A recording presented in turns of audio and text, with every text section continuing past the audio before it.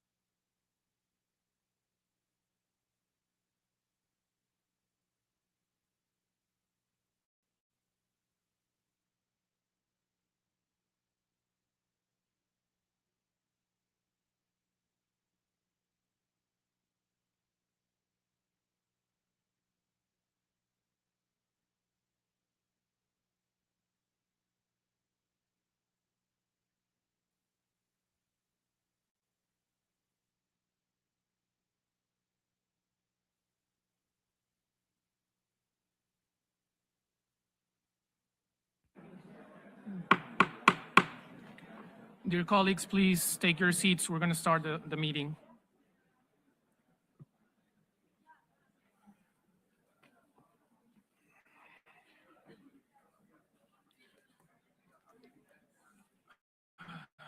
Okay.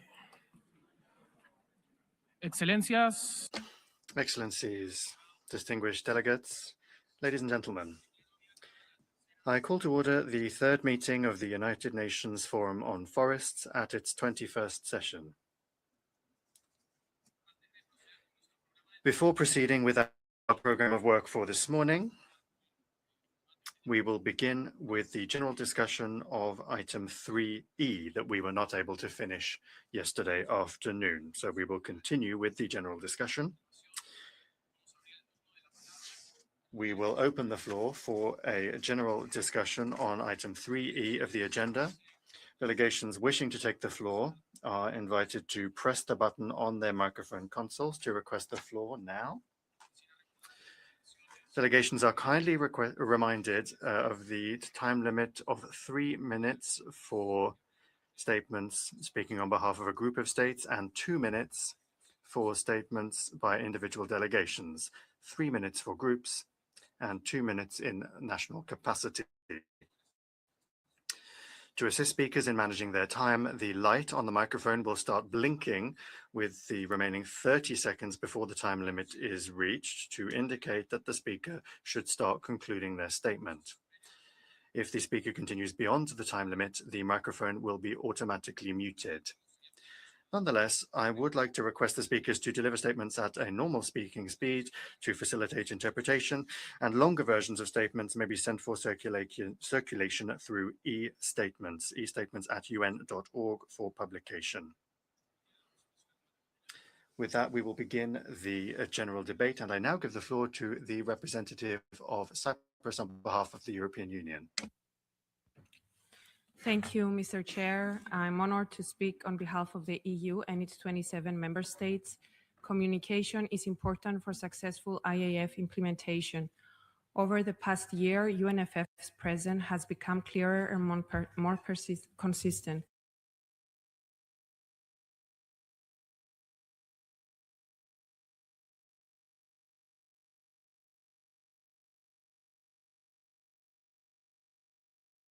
The newsletter has proved to be a reliable, effective channel that keeps the community engaged and informed.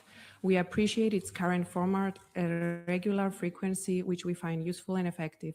We welcome the theme and related activities of the IDF 2026. Looking ahead, we believe that education and knowledge sharing should be a cornerstone for our understanding and advancing SFM, and that communication should highlight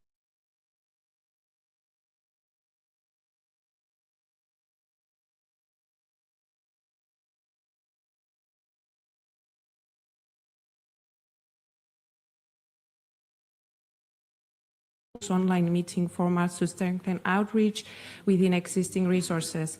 At the same time, we should maintain in-person engagement via motivated volunteers modeled on the EU Bioeconomy Youth Ambassadors. They are a group of 15 young change makers who inform and inspire their peers, engage local communities, and collaborate with decision makers to highlight the bioeconomy's relevance. We believe a similar group of dedicated volunteers under the leadership of the UNFF Secretariat would help advance the global forest goals.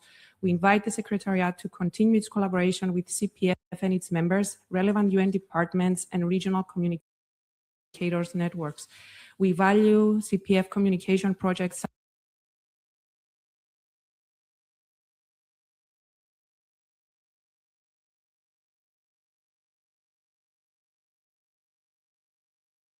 scaling these efforts in line with GFG targets 4.4 and 6.5. Finally, we appreciate Madam Directors and the Secretariat's active presence at major events,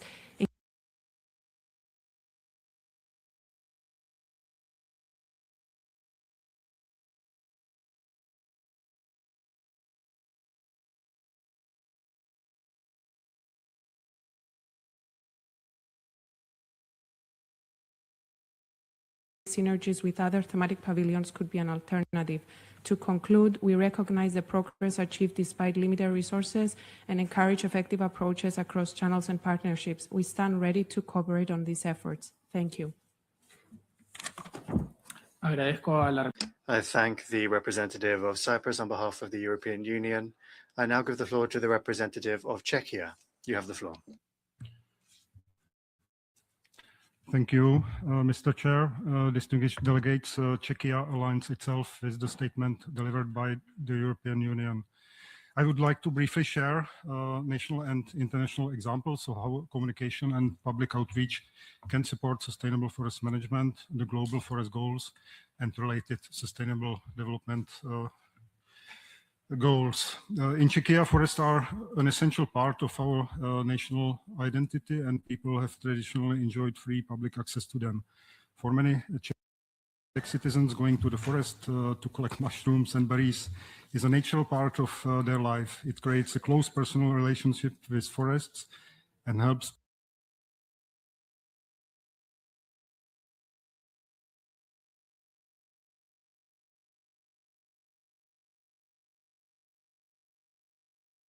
current flagship international outreach activity Czechia is involved in, the European Wood Policy Platform, known as WoodPop, and its new WoodPop DAR Award. The WoodPop DAR Award is a new pan-European award celebrating sustainable timber construction. Its aim is not only to recognize excellent timber buildings, but also to communicate their value to the wider public, decision makers, architects, engineers, and investors.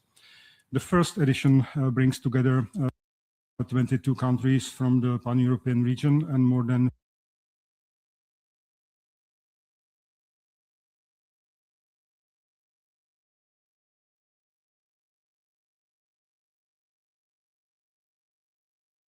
the award ceremony that will take place in Prague on 26 November 2026 with the participation. Agradezco al representante. I thank the representative of Czechia. I now give the floor to the representative of Mexico.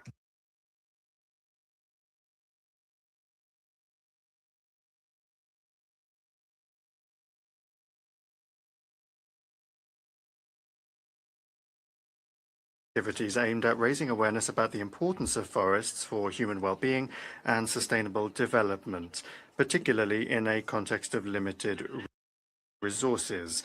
We value the progress that has been made, and we support the continuation of these activities, prioritizing those that have the greatest impact and scope, such as digital communication, commemorative events, and strategic partnerships. At the national level, the National Forest Commission has contributed to these efforts by promoting the International Day of Forests across institutions.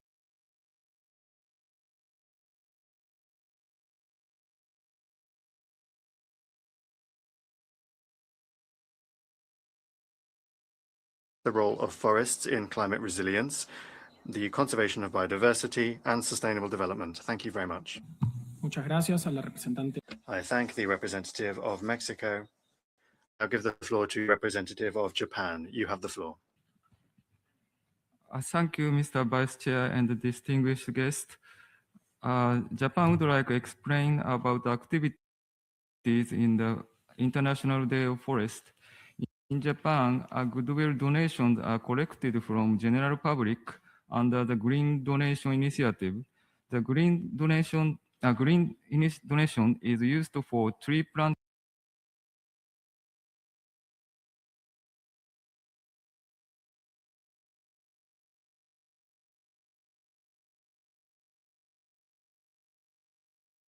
held in Tokyo on last year as the event of International Forest Day. At the symposium, participants reflect on the achievement of forest restoration efforts through international cooperation. To date, Green Donation Initiative has contributed to the restoration of land degraded by war and other factors.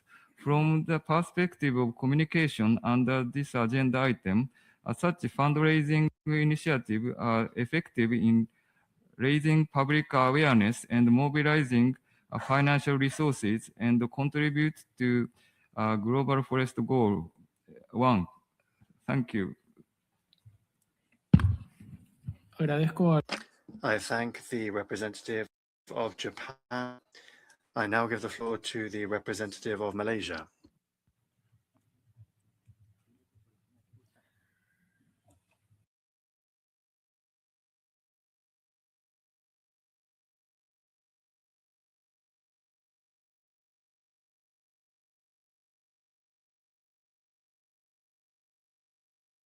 International Day for the Conservation of Mangrove Ecosystem and International Day for Biological Diversity at the national level.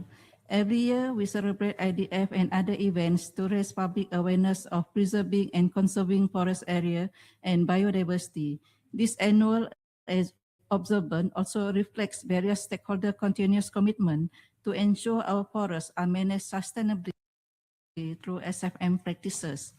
These events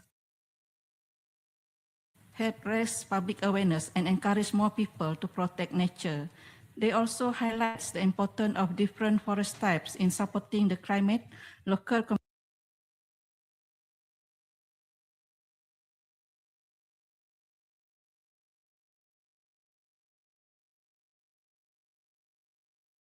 National Label Celebration in the state of Sabah tentatively scheduled for the end of May 2026. Malaysia continue to strengthen effective communication and outreach strategies to advance sustainable forest management. Among the significant initiatives undertaken is the Greening Malaysia Campaign 2021 to 2025 with over 137 million trees planted. Malaysia remains committed to strengthening public awareness and outreach efforts to advance sustainable forest management. By highlighting the importance of forestry and biodiversity, Malaysia continue to actively engage the public and foster partnership in support of conservation efforts. Thank you. agradezco a I thank the representative of Malaysia. I now give the floor to the representative of Congo. Merci. Thank you, Mr. Chair, for giving me the floor. Our battle over the major role of forest is also a battle of perception.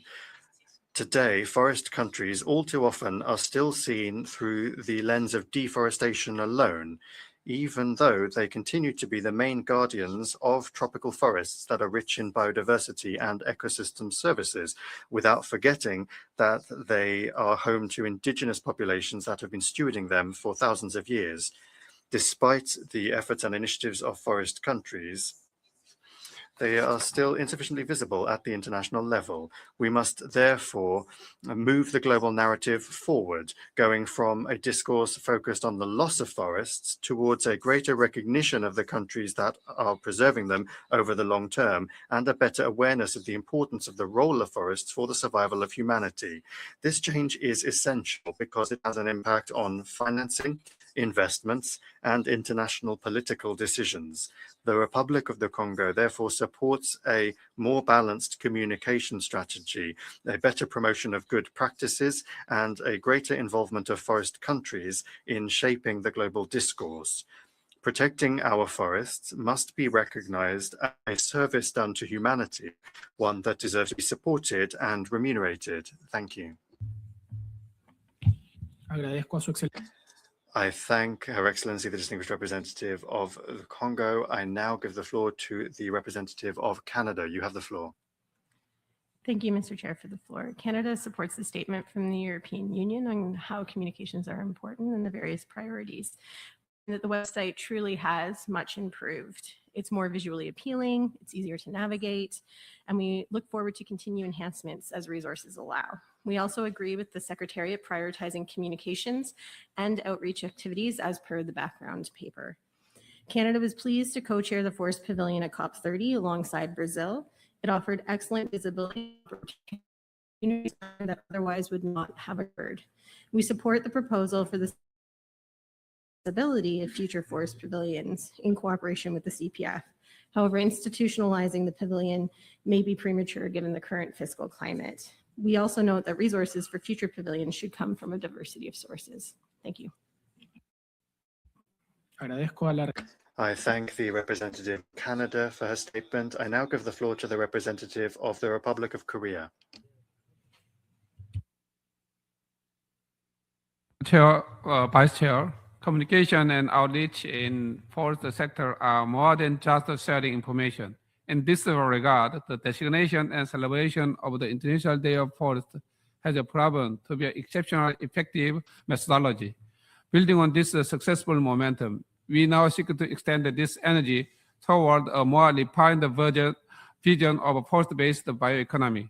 To realize this vision, a circular resource system is essential, and the sustainable wood stands at the very heart of this cycle. However, there is still a lingering perception among the public that wood utilization might lead to forest destruction.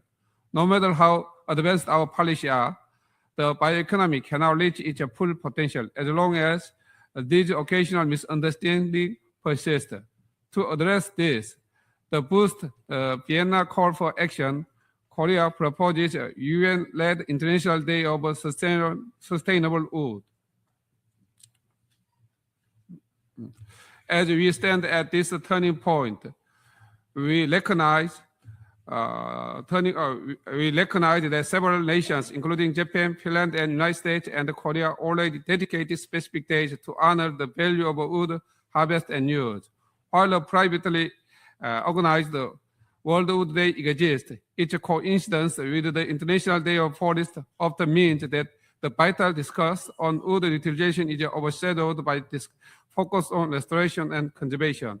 So long as these initiatives remain fragmented, they will lack the collective resonance required to spark a truly global movement.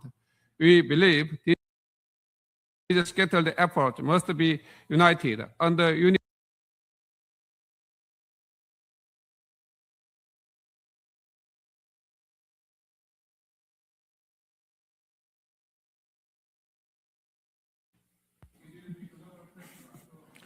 Agradezco. I thank the distinguished representative of Republic of Korea. Thank you very much. I now give the floor to the representative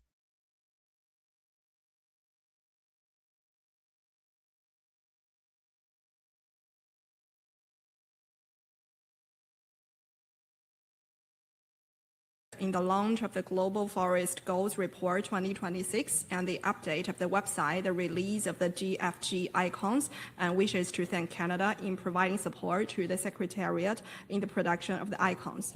In celebration of the International Day on Forests, China carries out education and publicity activities at both national and local levels. We set up pilot sites for the implementation of the UN Forest Instrument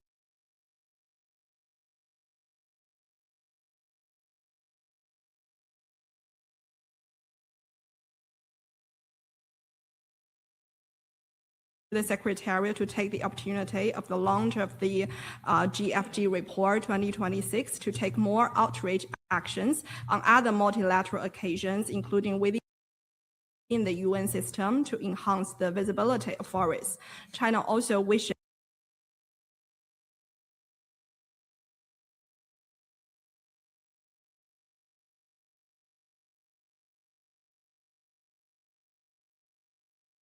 and languages and harness expertise of the CPF member organizations, in particular FAO, to increase efficiency and effectiveness. Thank you. Agradezco. I thank the representative of China. I now give the floor to the representative of the Philippines. Thank you very much, Mr. Chair, distinguished guests and delegates. In line with the theme of International Day of the Forest 2026, Forests and Economies, the Philippines, through the Department of Environment and Natural Resources, Forest Management Bureau, spearheaded the celebration in the country through the conduct of learning event on forests and economies. The Forest Economy Investment Learning event was conducted to highlight the evolving role of forests beyond conservation, positioning them as key drivers of sustainable growth. The activity underscored the importance of integrating economic perspectives into forest management, emphasizing that forests can generate significant ecological, social, and financial benefits when managed sustainably. The event reinforced the need for innovation, strategic partnership, and enabling policies to unlock the full economic potential of the country's forest resources while ensuring their long-term sustainability. Thank you very much. I thank the representative of the Philippines. I now give the floor to the representative of Brazil. Thank you, Chair. Brazil welcomes a discussion on communication and outreach under the UNFF. Communication is not a secondary element of implementation. It shapes how societies understand forests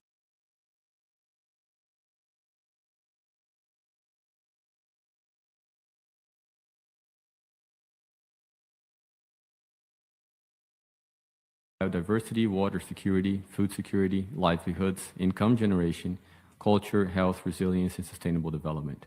This broader message is especially important for developing countries and forest-dependent communities. Furthermore, Brazil encourages communication efforts that highlight concrete examples of implementation, including sustainable forest management, restoration, bioeconomy, community-based initiatives, agroforestry systems in their family farming, non-timber forest products, and productive forests. Communication should also help make visible the differentiated impacts of deforestation and forest degradation. In line with Brazil's broader environmental agenda, we believe that outreach under the UNFF can contribute to raising awareness about the ways in which forest loss often intersects with pre-existing socioeconomic and ethnic racial inequalities. In this regard, fighting environmental racism is key. Brazil also believes that communication should strengthen local ownership. Indigenous peoples and local communities, Afro-descendant populations, women, youth, family farmers, and forest-dependent people should not be portrayed only as vulnerable groups. They're also rights holders, knowledge holders, and key actors in forest conservation and sustainable use. Thank you.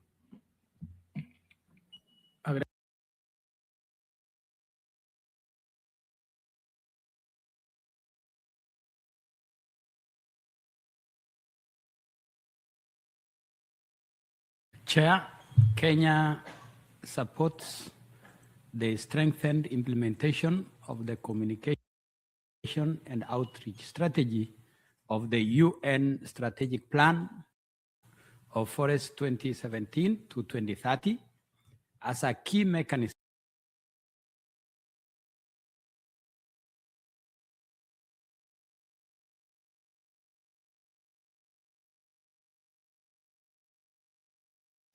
community-led initiatives, digital innovation platforms, and partnership with youth, women, indigenous peoples, and local communities.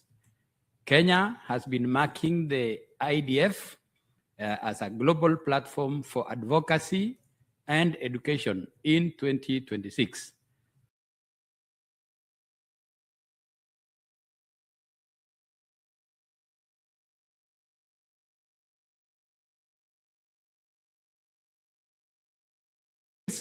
And knowledge sharing events aimed at highlighting the contribution of forests to climate resilience, biodiversity conservation, livelihoods, and sustainable development. I thank you, Chair. I thank the representative of Kenya, and I give the floor to the representative of South Africa. Thank you very much, Chair. South Africa celebrated the International Day of Forests on the 24th of March 2026 to highlight both issues of human rights and forests in South Africa, since the day, the 21st of March, coincide with our Human Rights Day.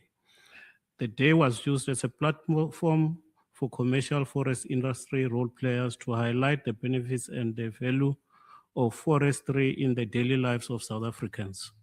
The primary focus of the campaign was tree planting and generating awareness on the importance and benefits of forests in line with the 2026 theme, Forests and Economies. It was also an opportunity to highlight the National Greening Program, which aims to contribute to the mitigation and adaptation strategies to impact climate change and to create resilient and sustainable human settlements. The National Greening Plan for 2026-2027 was announced following the successful planting of over 1.3 million trees on one day in 2025. Stakeholders and school learners were invited and exposed to the work through presentations, exhibitions, and a guided tour in the National Botanical Gardens. A tree was planted as a symbol of commitment to the achievement of the presidential 1 billion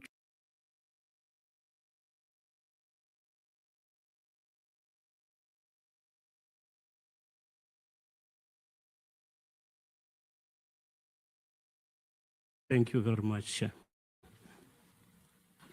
Agradezco. I thank the representative of South Africa. I now give the floor to the representative of the United Kingdom. Thank you, Chair, and good morning, colleagues. The UK supports the interventions from the EU and Canada and others, highlighting improvements that have been made in the UNFF website and the monthly newsletter in particular. These have undoubtedly increased the impact and reach of forest-related communications, and we recognise the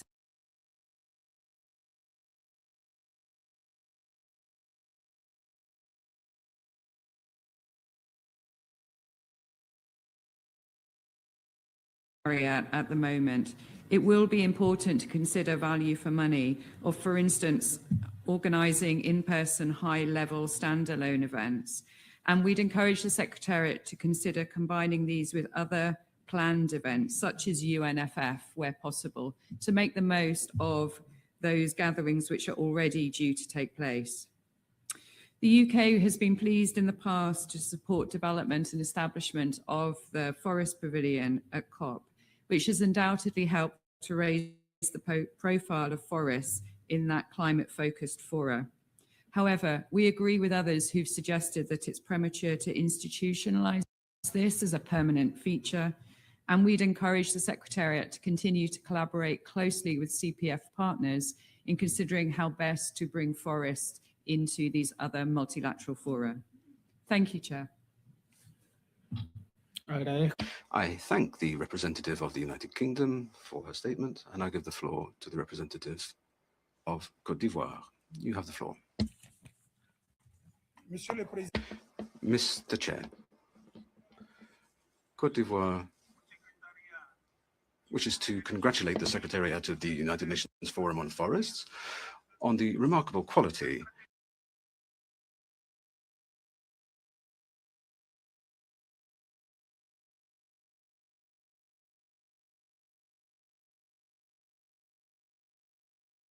which is the living legacy, which gives us our identity, supports our economies, and guarantees the future of generations to come.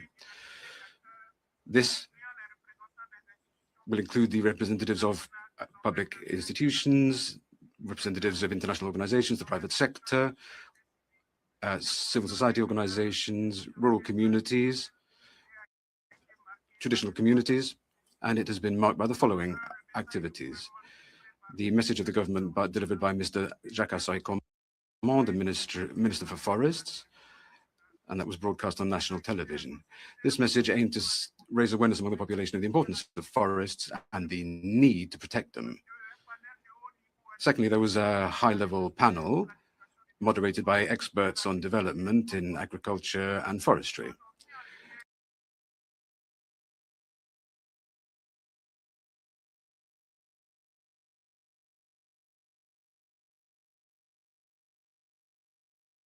An exposition that allowed us an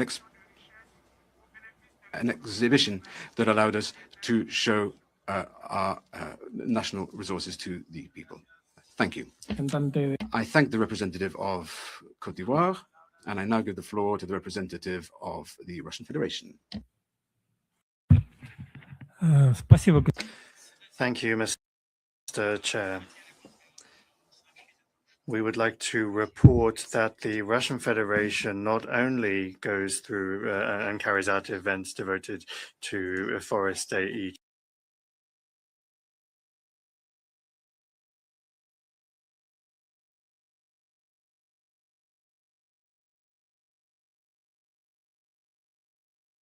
half a century now, together, the workers of the forestry industries celebrate their special day, and they carry out a number of events.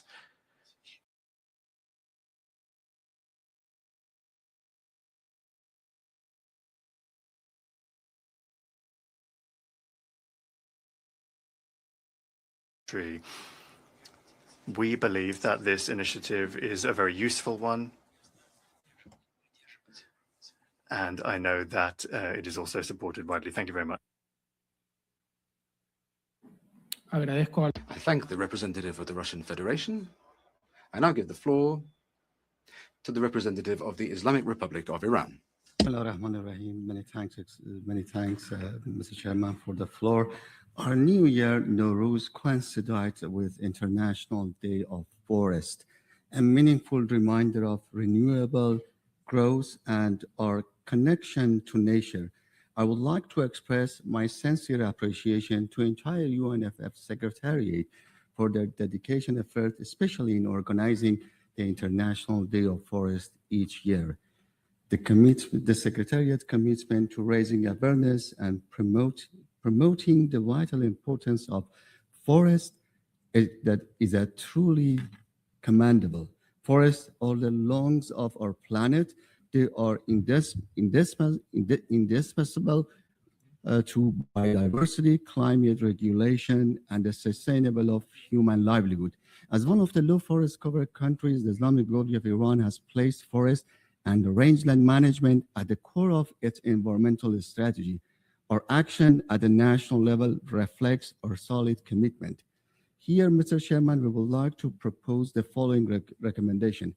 Achieving the Sustainable Development Goals and our global forest strategies require genuine and sustainable international cooperation to protect our planet's forest for the present and future generations.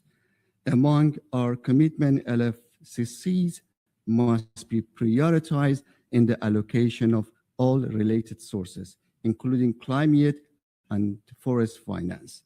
And finally, Mr. Chairman, international agencies should support action-oriented solutions that reflect LFCC's needs, priorities, and vulnerabilities. I thank you.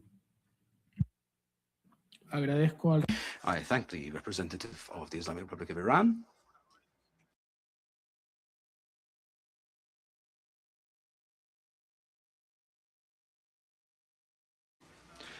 I see no other requests for the floor.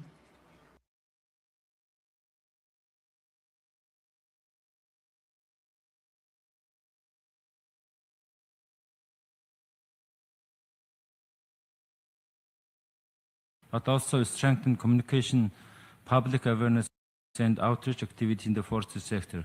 In 2026, Mongolia continued to implement nationwide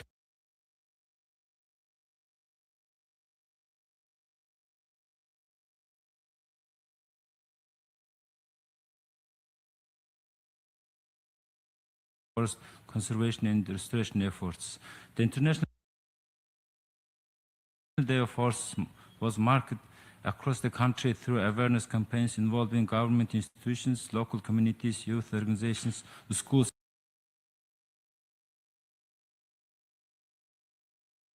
and private sector stakeholders. These activities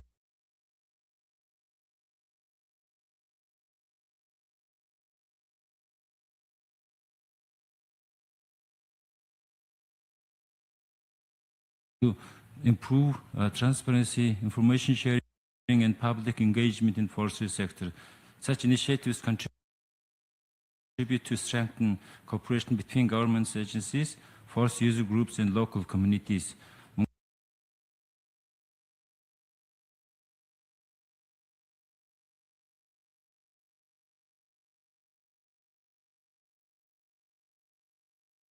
I thank you.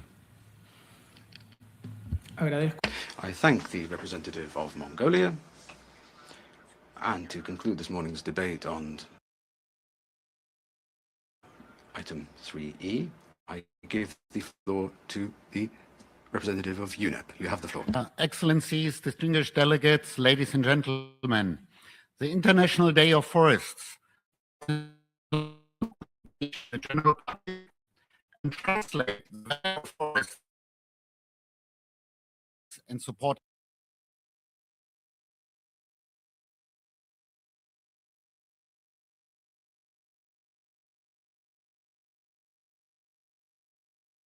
consumption, forest and health, forests and innovation, forests and food. And this year, the theme was forests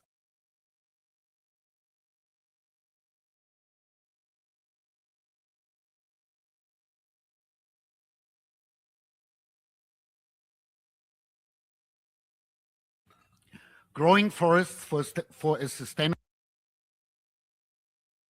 future, advancing afforestation and reforestation.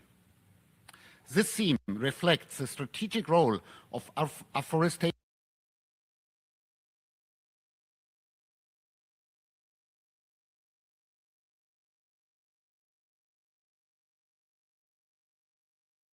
help to mark the launch next year of the United Nations Decade for Afforestation and Reforestation in line with sustainable forest management, which will run from 2020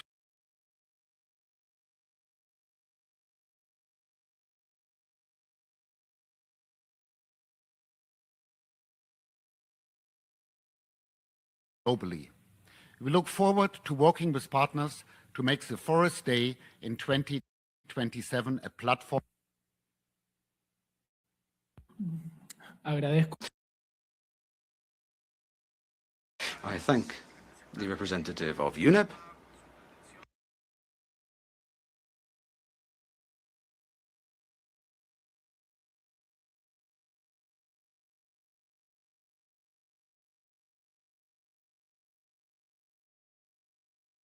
We will now take a brief pause to reset the podium. Please stay in your seats just for a moment. Thank you.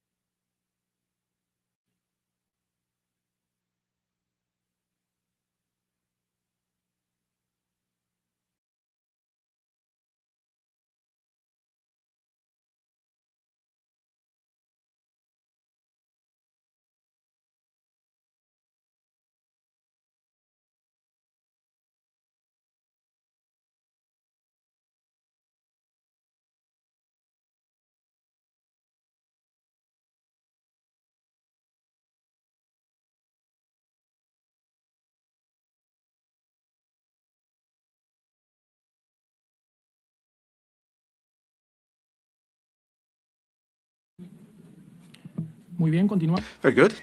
Let's continue. And I invite the forum to continue with the examination of item 3D. And I now invite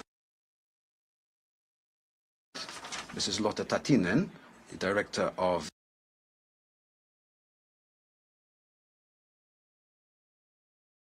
the Office for Intergovernmental Support and Coordination for Sustainable Development.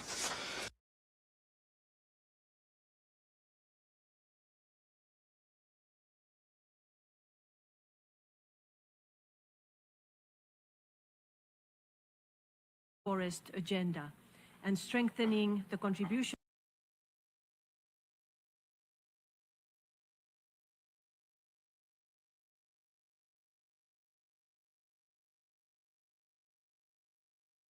in addressing multiple global challenges simultaneously, from climate change and biodiversity loss to water security, food systems, livelihoods, and resilience.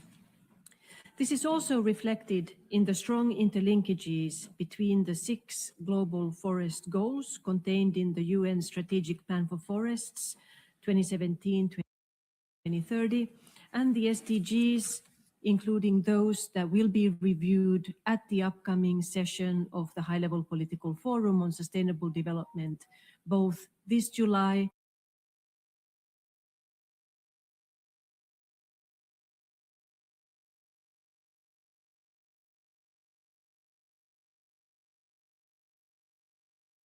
sanitation, 7 on affordable and clean energy, 9 on industry, innovation and infrastructure, 11 on sustainable cities and communities, and 17, the Global Partnership for Goals. The Forum has already provided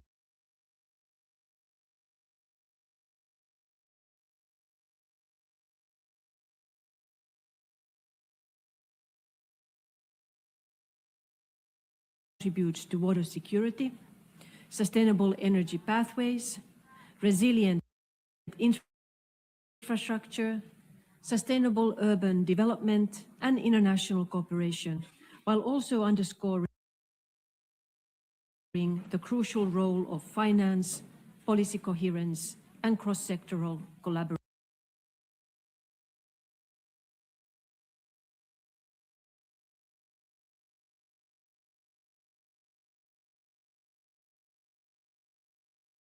Contribute to next year's high-level political forum, which will review in-depth SDGs 4 on quality education, 10 on reduced inequalities, 12 on responsible consumption and production, 15 on life on land, and again annually the SDG 17 on partnership for the goals, under the overarching theme, scaling up just transitions to achieving sustainable development, poverty eradication, and the full implementation of the 2030 Agenda.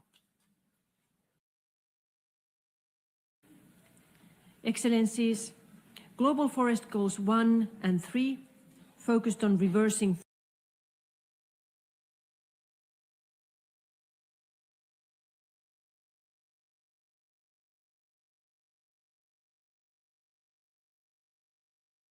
halt deforestation, restore degraded forests, and promote sustainable consumption and production. Global Forest Goal 2, in turn, which focuses on enhancing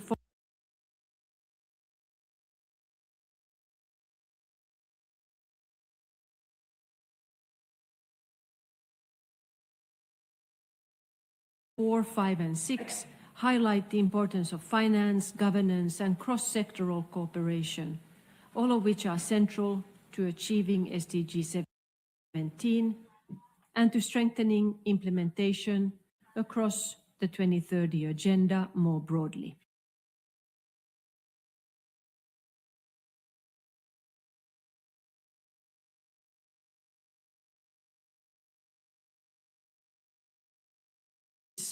In 2030. The interconnected nature of today's global challenges requires more integrated approaches across sectors, institutions, and policy frameworks.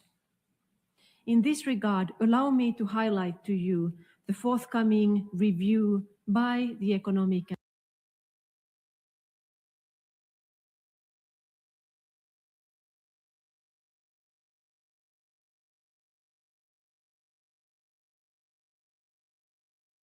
coherence, build synergies across their mandates and work, and enhance their collective contribution to implementation of the 2030 Agenda. We look forward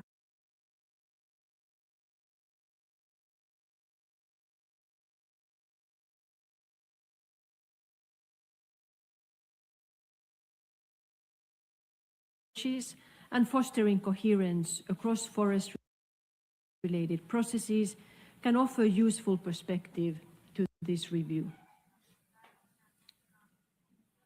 The 2026 and 2027 HLPF session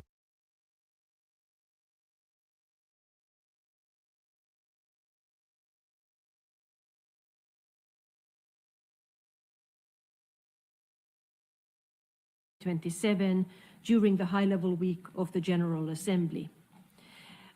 This SDG summit will provide an important opportunity to also reflect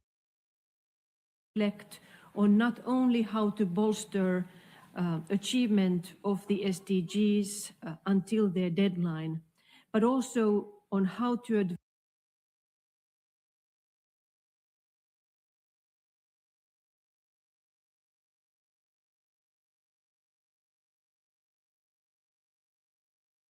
SDGs will require healthy, resilient, and sustainably managed forests. Your meeting, therefore, could not be more timely.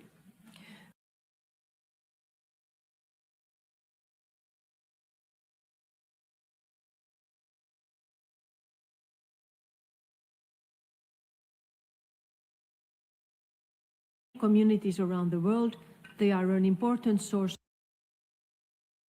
of livelihoods, resilience, identity, and opportunity. Protecting and sustainably managing forests is therefore not only an ecological imperative, it is also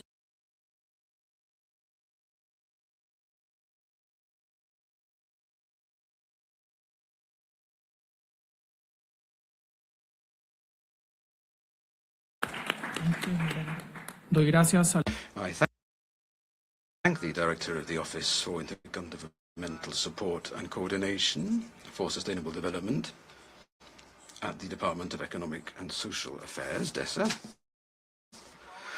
I now invite the representative of the COP30 presidency, Mr. Marco Tulio Scarpelli Cabral of Brazil, to deliver a statement on forests and climate. Mr. Cabral, you have the floor.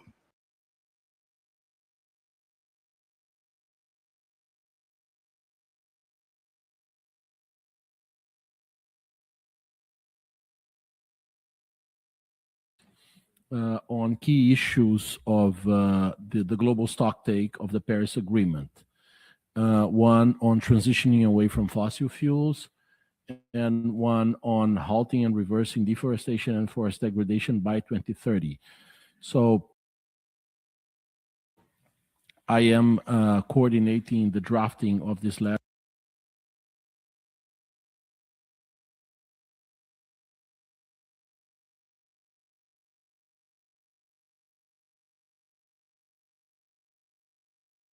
On this, we had yesterday a very interesting side event with a nice public and a lively conversation about our ongoing initiative. Last April, we received a very significant amount of written contributions for our roadmap that was in response to an invitation issued by the COP president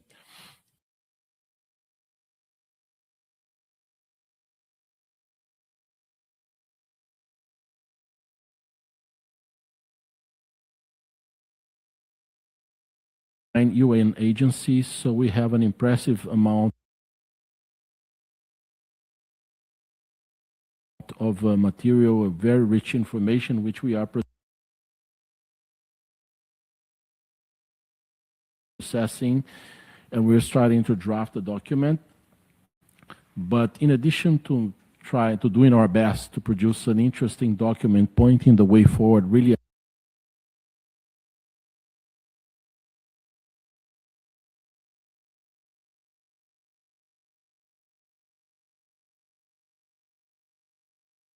goal one. So in order to build this political momentum and garner legitimacy for our initiative, we have been having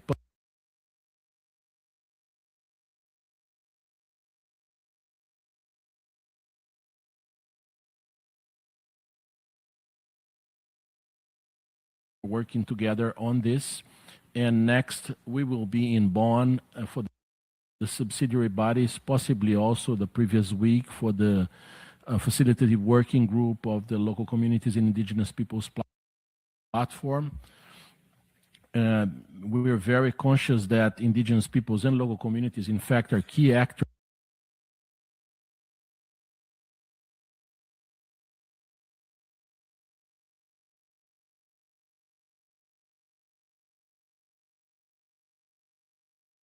conventions. We take that very seriously. So although it is an initiative of the Climate Convention COP, or more specifically the Paris Agreement in this case, we're fully conscious that forests are much more than just carbon sinks and carbon stocks. They are a multidimensional phenomenon and important for several reasons. I don't need to lecture you on that, but it is precisely for that reason that we are fostering this conversation in several different fora. So here next month,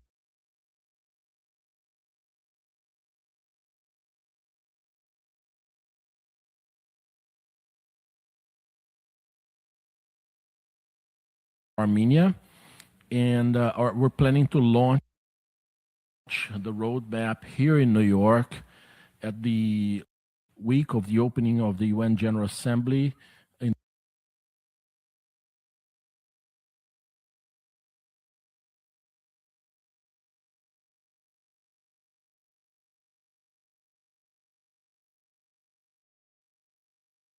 adopted by consensus here in the General Assembly.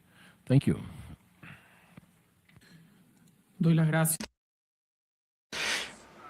I thank the COP30 presidency representative.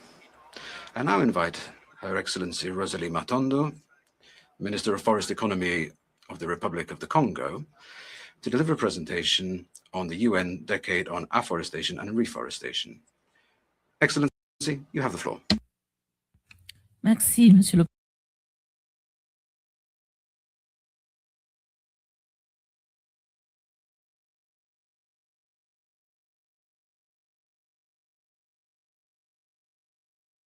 Who took a choice to be responsible, stand in solidarity and clear by adopting on 15th of April 2025 Resolution A 79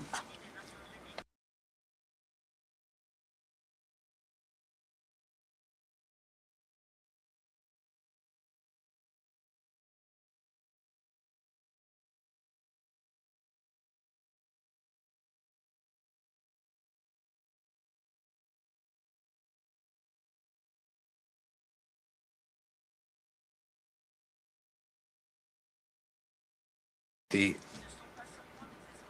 General Assembly recognizes that forests are not just spaces to be preserved, they are essential levers for climate stability, water security,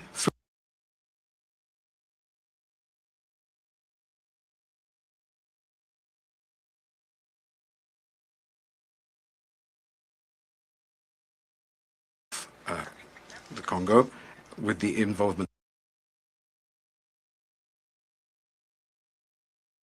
of many member states, United Nations system organizations, financial partners, and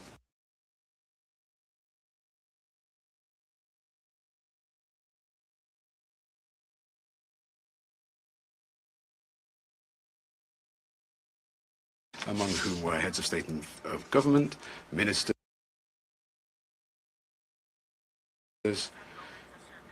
representatives of international organizations, researchers, private sector representatives,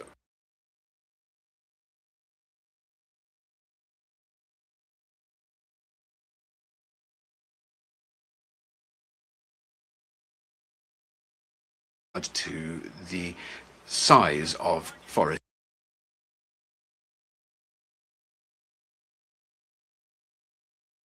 the world over.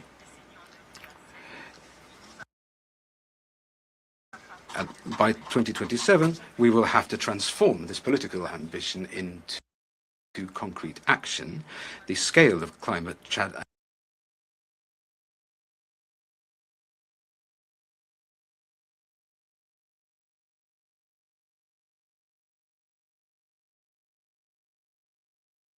the development of a world strategy based on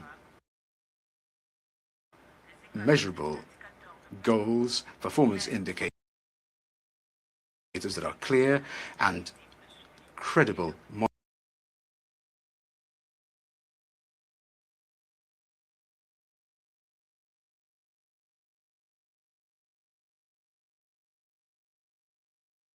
of the strategic framework resulting from the work of Brazzaville. This decade also means that we need to enhance bilateral partnerships and multilateral partnerships. We need scientific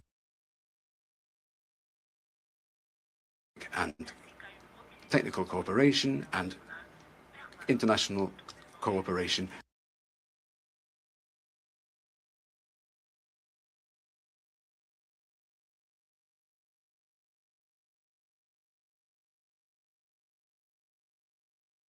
Republic of the Congo, this decade also represents a historic opportunity to put youth at the heart of the green transition and the green economy. My country, therefore, from this year,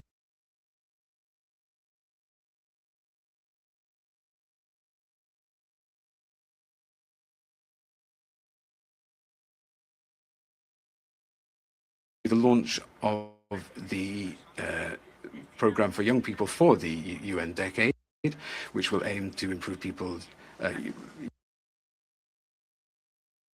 young people's professional involvement in jobs related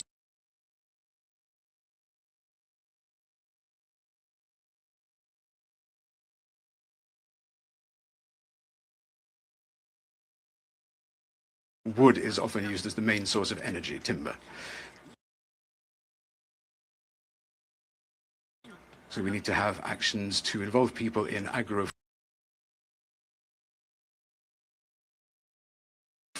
for young people and local communities. Excellencies, ladies and gentlemen,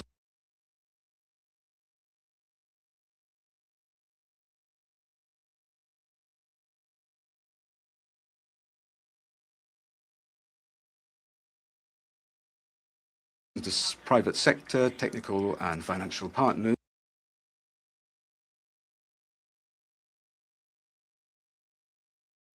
and civil society to bring their efforts together to make this decade into a touring element in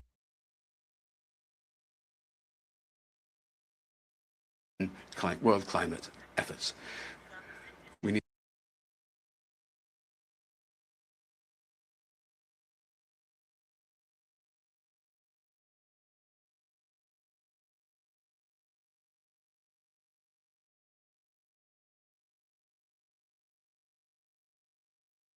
Forest economy of the Republic of the Congo. I now invite the CEO and chairperson of the Environment Facility, Mr. Claude Gascon, to deliver a statement on the activities of the facility. You have the floor.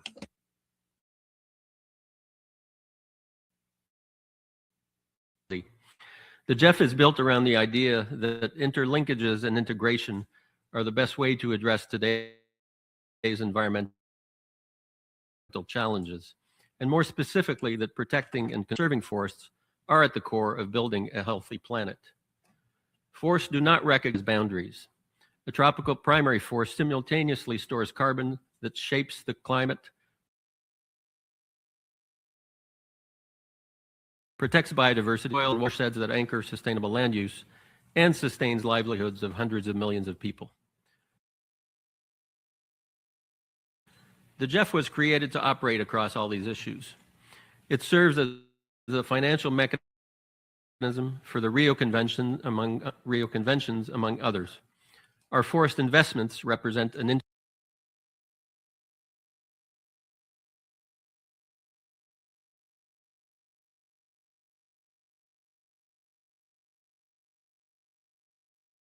Our flagship Amazon, Congo, and other critical forest biomes integrated program spans 27 countries and 5 of the world's most critical tropical forest biomes, with close to 300 million in and 1.7 billion in co-financing.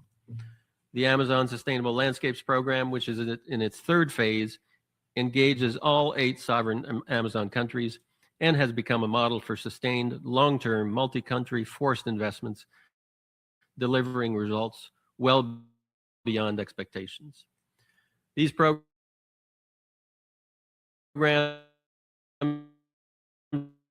represent represent decades of learning on how to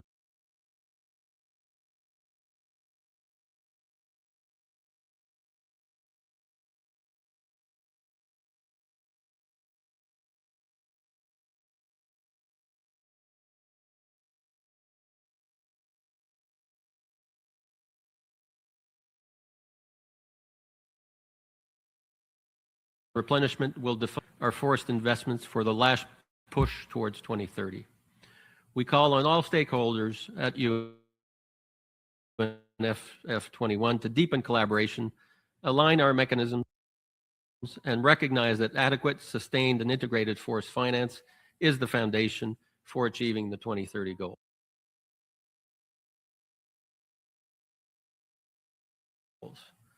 The forests of the Amazon, Congo, Southeast Asia,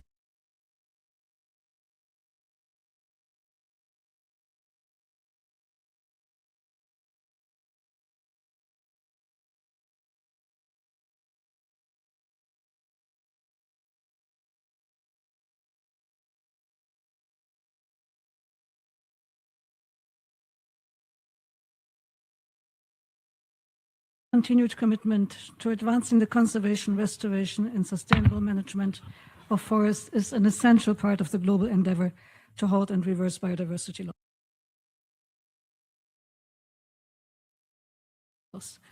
And we really are all in this together.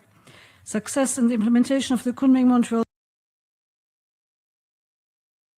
Global Biodiversity Framework, the KMGBF, hinges on the attainment of the global forest goals, as does, as we have heard already earlier this morning,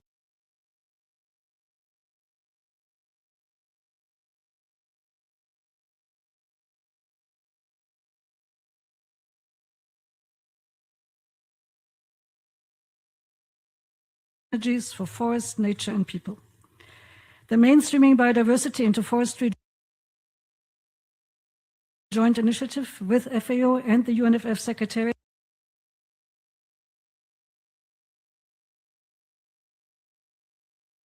under the collaborative partnership on forests is advancing the coherent implementation of the United Nations Strategic Plan for Forests.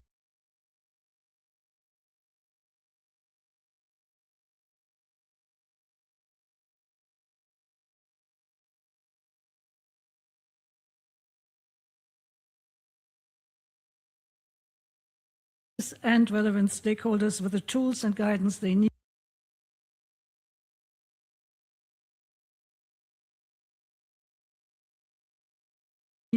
to put our forests first and to mobilize financial resources to support forest conservation and restoration and sustainable forest management.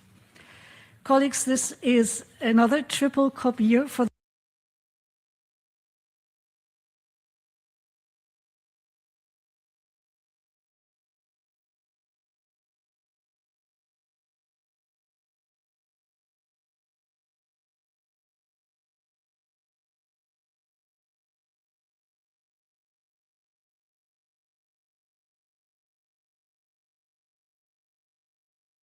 monitoring. The evaluation continues constitute another key area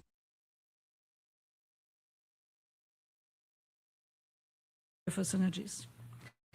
In Yerevan, COP17 will see the first global review of collective progress in the implementation of the KMGBF, including forest-related targets. The 7th national reports, recently submitted by a record 125 parties to the CBD, will serve as a primary source of information for this crucial exercise.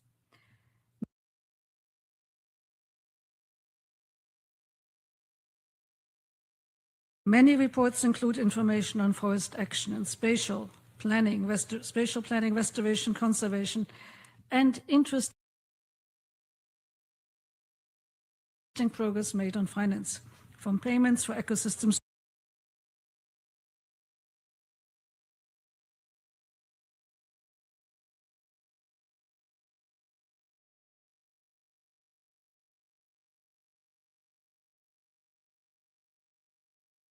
inclusive whole of society approaches that leverage the contributions of all, including women and youth, are vital. So that is why the global review at COP17 in Yerevan is so important. The clarity it will bring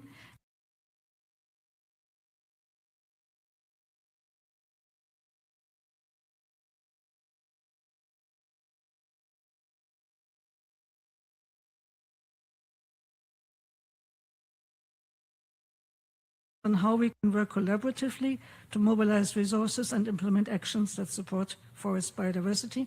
Thank you for your support, and we hope to see you in Yerevan. Muchas gracias. Doy las gracias a... I thank Ms. Schumacher, the Executive Secretary of the United Nations Convention on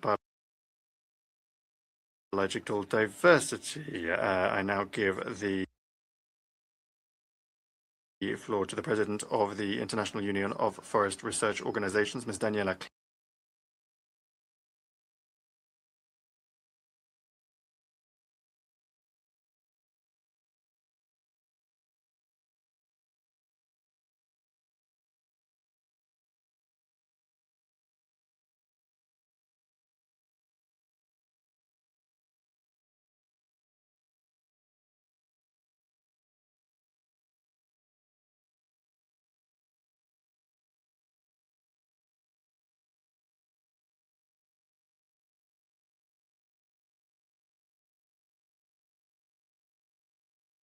Therefore, a shared understanding and discussion of possible ways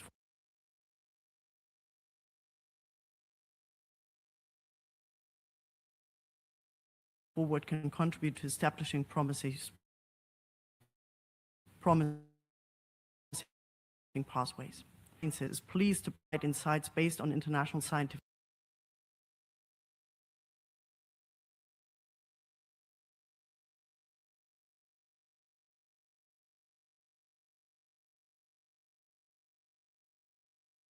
comprehensive international and multi- and interdisciplinary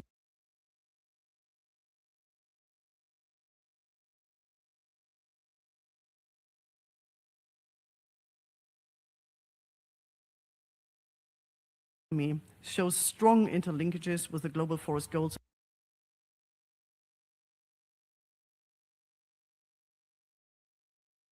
and the SDGs.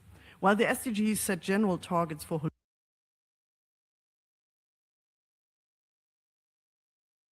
holistic, sustainable global development, the global forest goals focus on advancing sustainable forest management, strengthening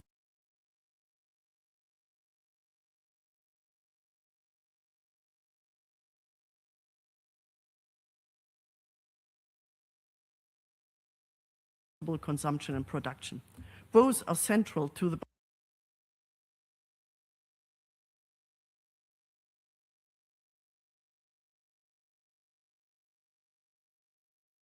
bioeconomy.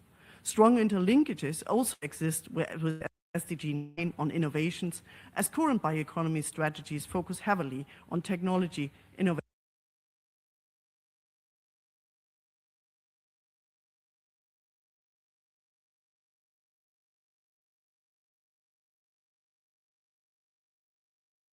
As the underlying rationales differ.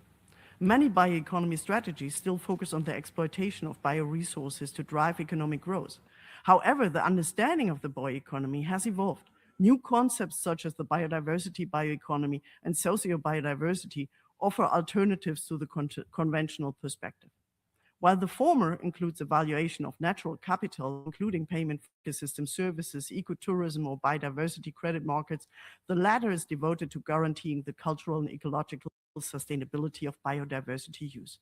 In particular, non-timber forest products are seen as a way to further strengthen this concept, as emphasized, among others, by the FAO. Consequently, the bioeconomy can contribute not only to the use of sustainable forest products, but also specifically to target number 3.1, increasing the area of forest designated as protected or conserved, and target number 5.3, improving policy coherence and stakeholder participation. The third and last statement, comprehensive international and multi- and interdisciplinary scientific knowledge is essential to understanding these effects of these interlinkages. The diverse concept of the bioeconomy offer great potential for synergy between different global goals. Although some of these links are less obvious than others, and some might result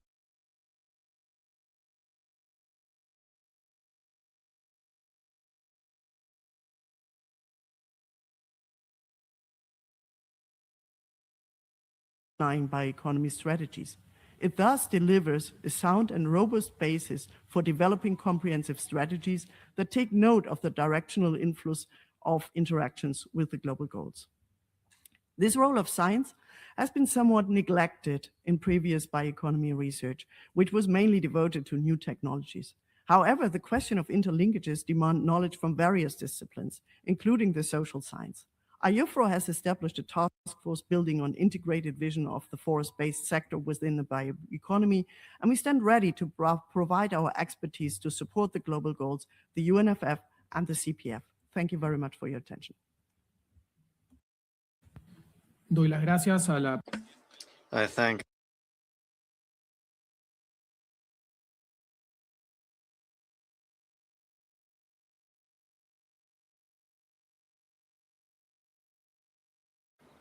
Assistant Director General and Director of Forestry Division at the Food and Agriculture Organization, Mr. Jimin Wu. Mr. Wu, you have the floor. Thank you, Mr. Chair. Excellencies, distinguished delegates, dear colleagues. It's an honor to address you on this important topic, forests for food security and nutrition. Forests are our supermarket, pharmacies, and safety net.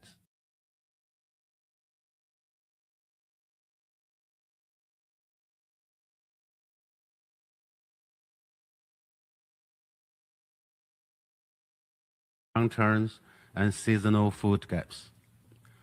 Yet, they are underrepresented in food security and nutrition policies. Too often, forests are seen as peripheral to food systems, but we can change this. Part of CPF Joint Initiative on Forests for Food Security and Nutrition, FAO and C4 aircraft will release a global report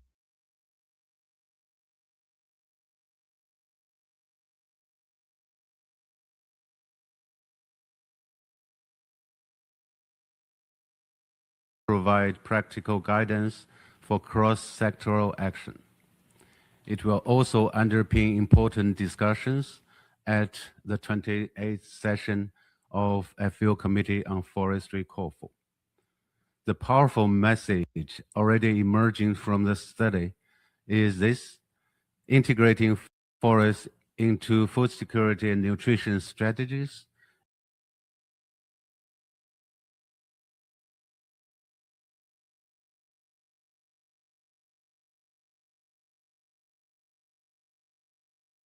diets of billions of people, particularly in rural and indigenous communities.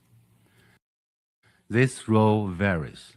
In some countries, people use wild fruit, vegetables, mushrooms, and meat as dietary supplements. In others, forests are a major source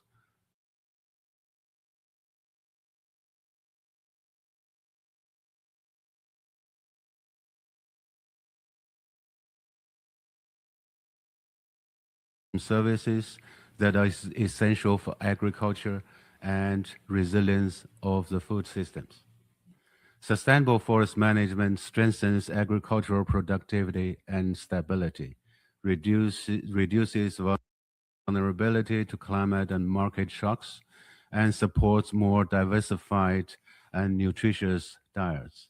These and other contributions of forests and trees are still greatly underestimated and must be made more visible. We can also enhance them through smart forestry systems that integrate forest data, innovation, and investment, and better connect forests with food security and nutrition outcomes.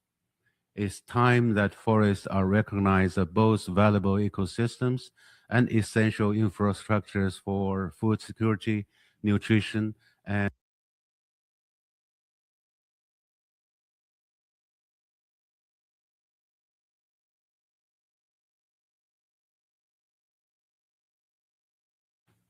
FAO stands ready to support member states with technical guidance and tools to translate the evidence into policy and practice, advance implementation, and strengthen partnerships and knowledge exchange.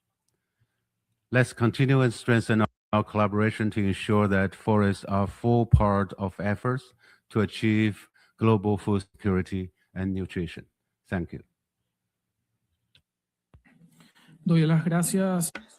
I thank the Assistant Director General and Director of the Forestry Division at the Food and Agriculture Organization.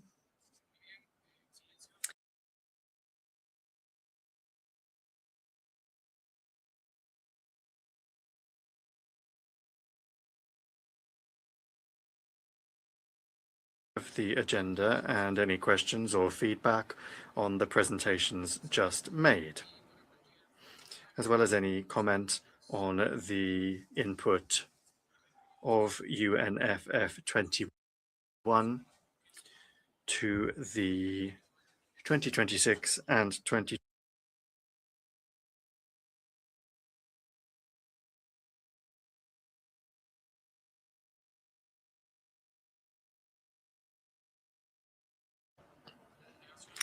I would like to remind delegations that the time limits for statements are 3 minutes for delegations speaking on behalf of a group of states and 2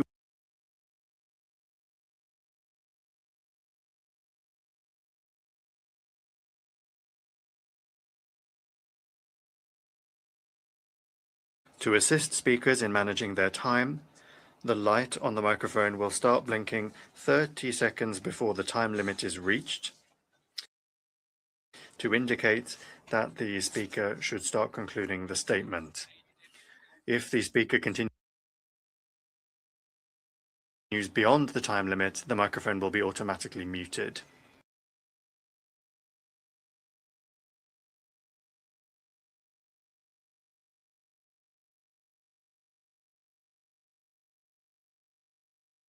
In the general discussion, and first of all, I would like to give the floor to the representative of Indonesia. You have the floor. Thank you, Mr. Chair. In line with the Paris Agreement and our national climate commitments, Indonesia continues to strengthen its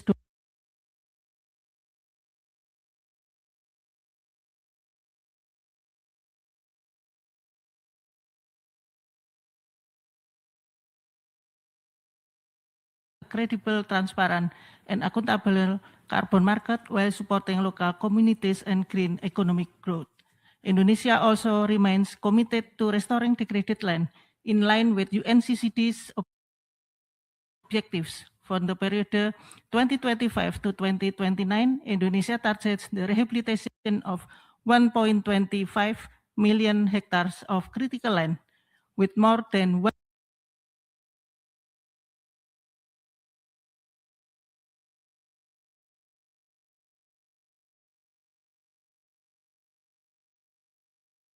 blue carbon potential.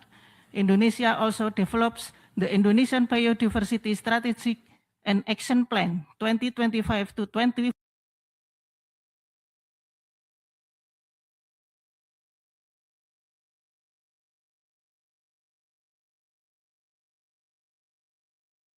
Conservation, sustainable use, and community empowerment.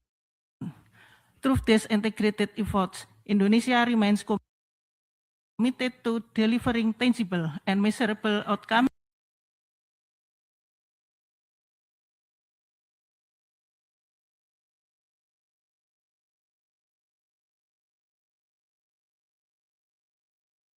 biodiversity and development priorities, underscoring the need for enhanced global cooperation. In this spirit, Indonesia warmly invites all distinguished delegates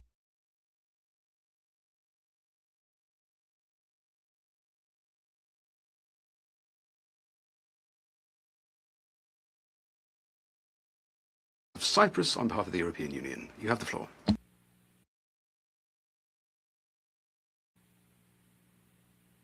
I'm honored to speak on behalf of the EU and its 27 member states. I'll start providing an overview of our wishes to the UNFF's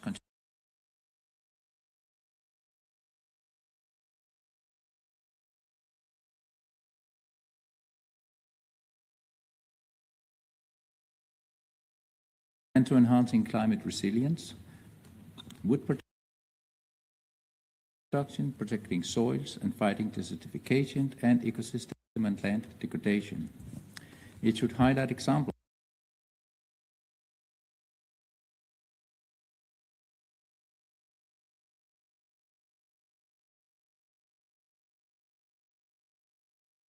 It should emphasize the importance of deforestation-free consumption and production in advancing SDG 12. It should highlight the need to further strengthen synergies between the UNSPF and other international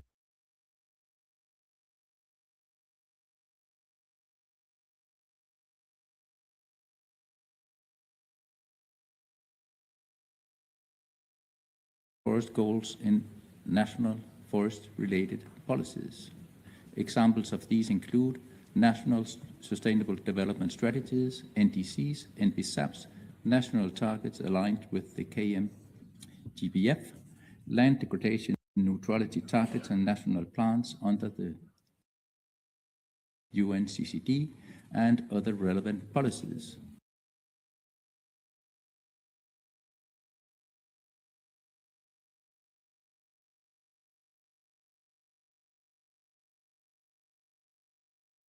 They're wrong. It should also call upon FAO, COFO, UNCCD, COP17, and CBD COP17 to contribute to its development. Mr. Chair, we have provided our more detailed comments in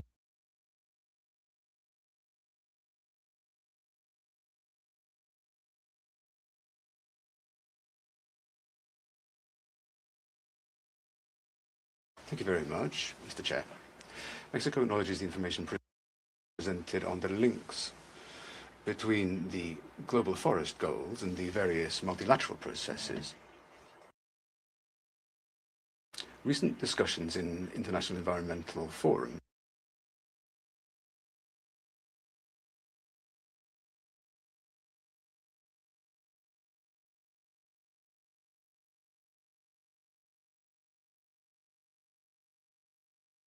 biodiversity conservation, water security, and the restoration of land. In this context, it's important to strengthen the synergies among the various multilateral frameworks and promote integrated approaches that allow us to generate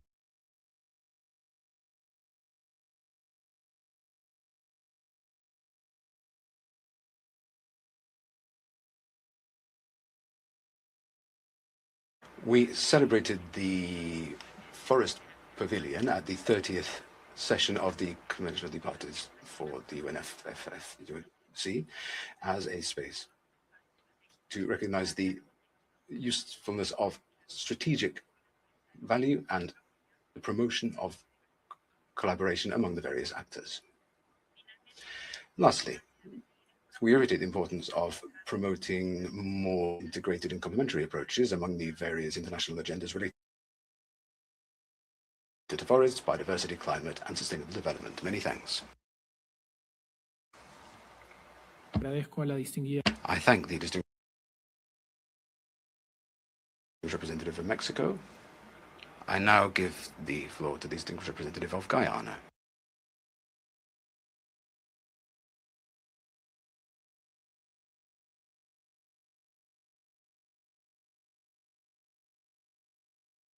Biodiversity frameworks, as well as the UN Convention to combat desertification. We support stronger integration of forests within the implementation of the SDGs. In this regard, Guyana emphasizes the critical role of standing forests in advancing sustainable development, sustaining livelihood, safeguarding biodiversity, and strengthening climate resilience. We further underscore the economic value of ecosystem services and the urgent need for predictable and adequate financing for forest conservation and sustainable forest management. Chair,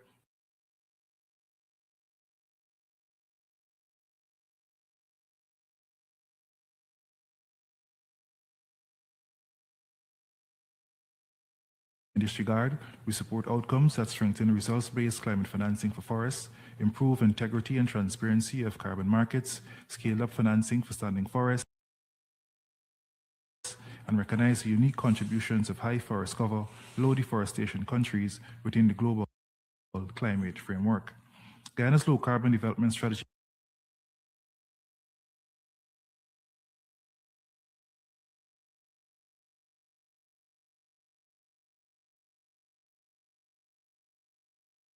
in forest governance and conservation efforts.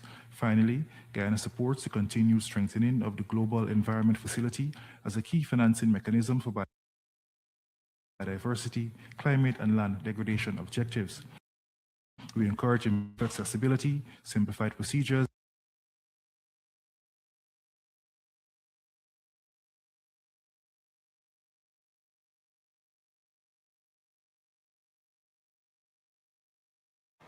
I now give the floor to the representative of the United Kingdom. Thank you, Chair, and to all the presenters. As we shared in our statement yesterday, the UK sees forests as critical natural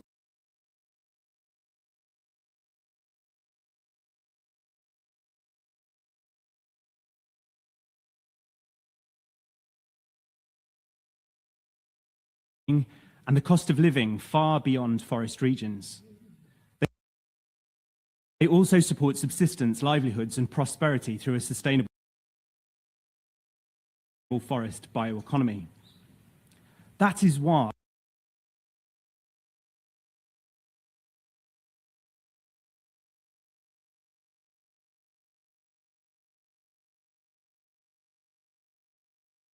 UNFF, the HLPF, and national SDG reporting can help ensure forest contributions are reflected in integrated national strategies and financing frameworks.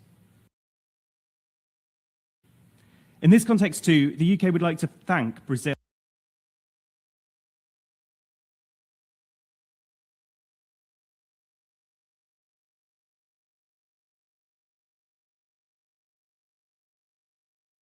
the Congo Basin.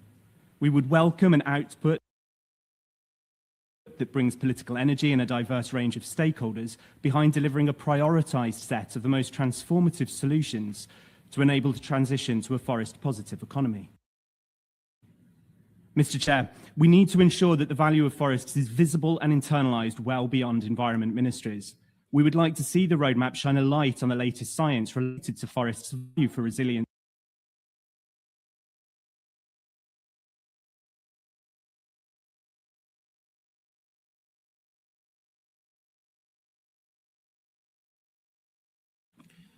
I thank the representative of the United Kingdom for his statement. I now give the floor to the representative of Lebanon. Mr. Chair, thank you for giving me the floor. At the outset, we thank the speakers for their insightful remarks highlighting the strong interlinkages. Lebanese ministries have launched national afforestation and reforestation programs aimed at increasing forest cover by 2030, while also advancing sustainable forest management and strengthening efforts to prevent forest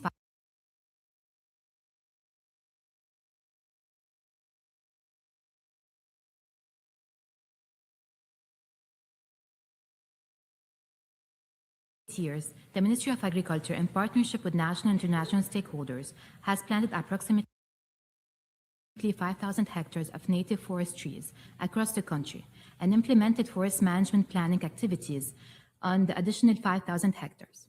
These efforts contributed to the national 40 million trees program, supported the restoration of degraded landscapes, and created employment opportunities for vulnerable communities.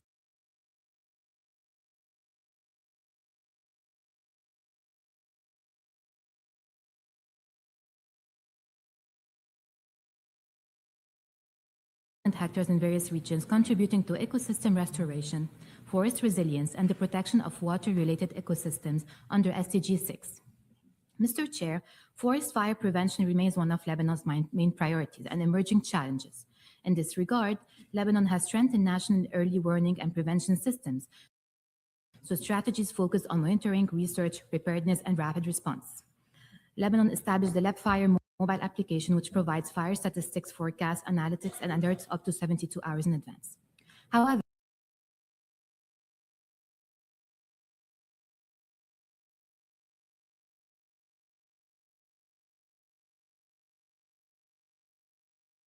these impacts pose growing threats to food security and the rural economy. In addition, Agradezco a la representante. I thank the representative of Lebanon for her statement. And now give the floor to the representative of Norway.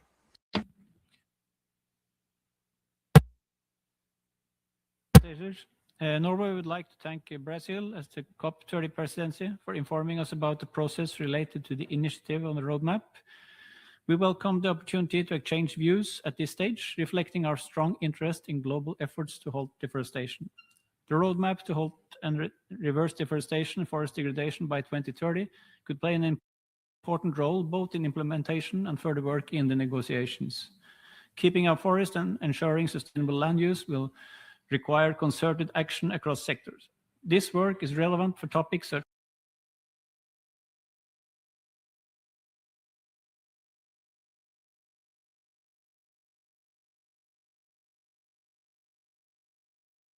open and inclusive process.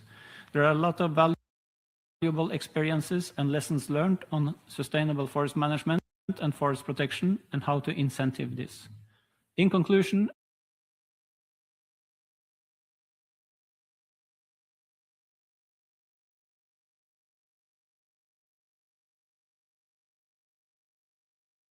and stakeholders to make the roadmap as useful as possible for the achievement of the target of halting and reversing deforestation and forest degradation by 2030, and look forward to contributing to the process. Thank you, Chair.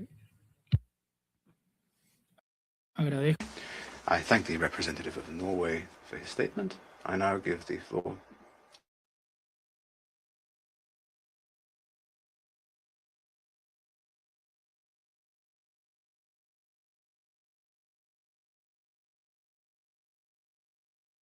climate, biodiversity, food security, and sustainable development.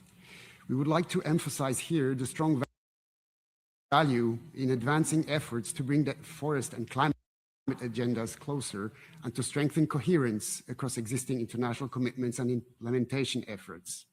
In this context, it is important that the global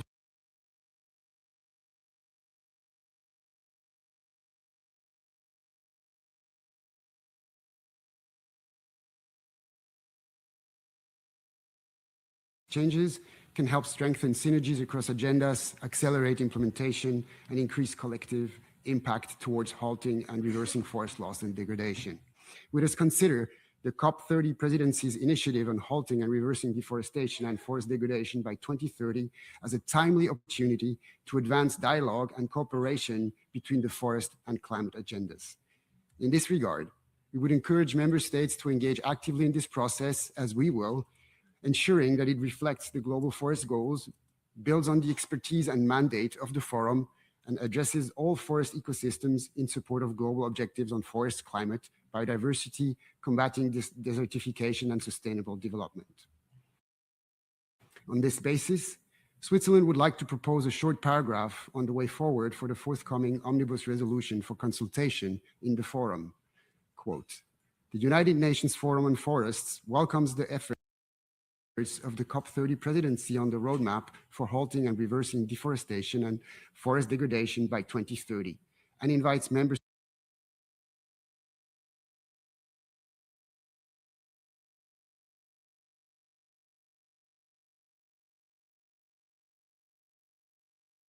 for his statement.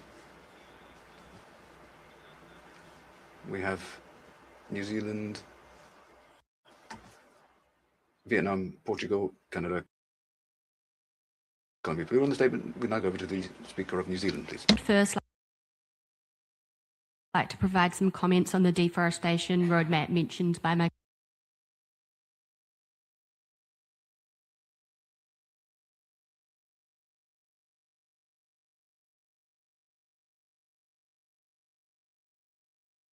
and rural development, highlights the role of public finance and Indigenous partnership in unlocking sustainable forest outcomes, and supports context-specific pathways that reflect national circumstances while maintaining global ambition.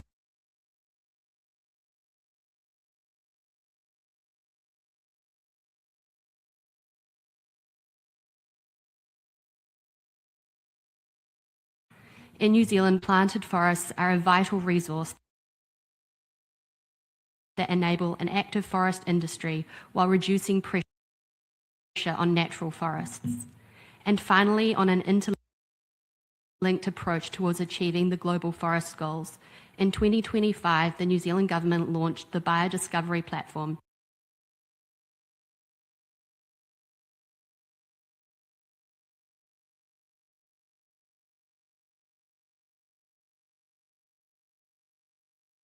two, 3, 4, 5, and 6. I thank you, Chair. I thank the representative of New Zealand.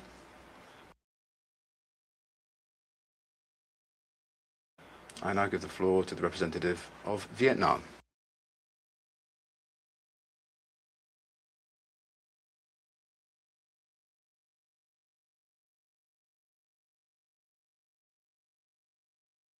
Between the global forest goals and broader international efforts on sustainable development, climate action, biodiversity conservation, and combating desertification. Forests are not only vital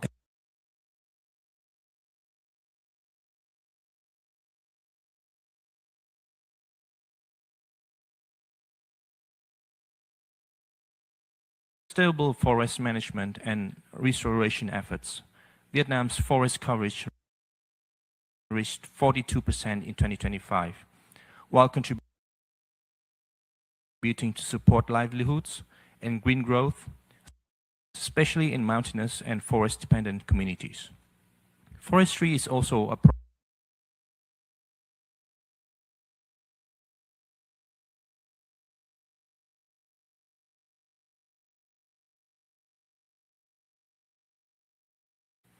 Vietnam believes stronger synergies among the Rio Conventions, the SDGs, and the UN Strategic Plan for Forest are essential to maximize impact and avoid duplication.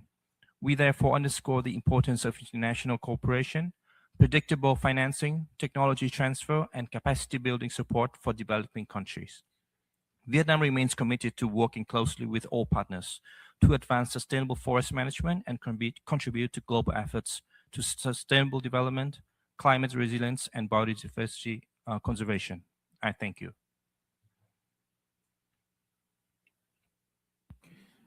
I thank the representative of Vietnam for his statement. I now give the floor to the representative of Portugal. Excellencies, distinguished delegates, Portugal aligns with previous interventions made on behalf of the European Union and its 27 member states. The risks to forests are complex and there are no simple solutions. We consider that only integrated policies and transversal actions can represent an important contribution to tackling these challenges, as is also progressively being recognized at an international level. This is why this agenda item is important. The cross-cutting impacts on climate change, biodiversity loss, desertification, and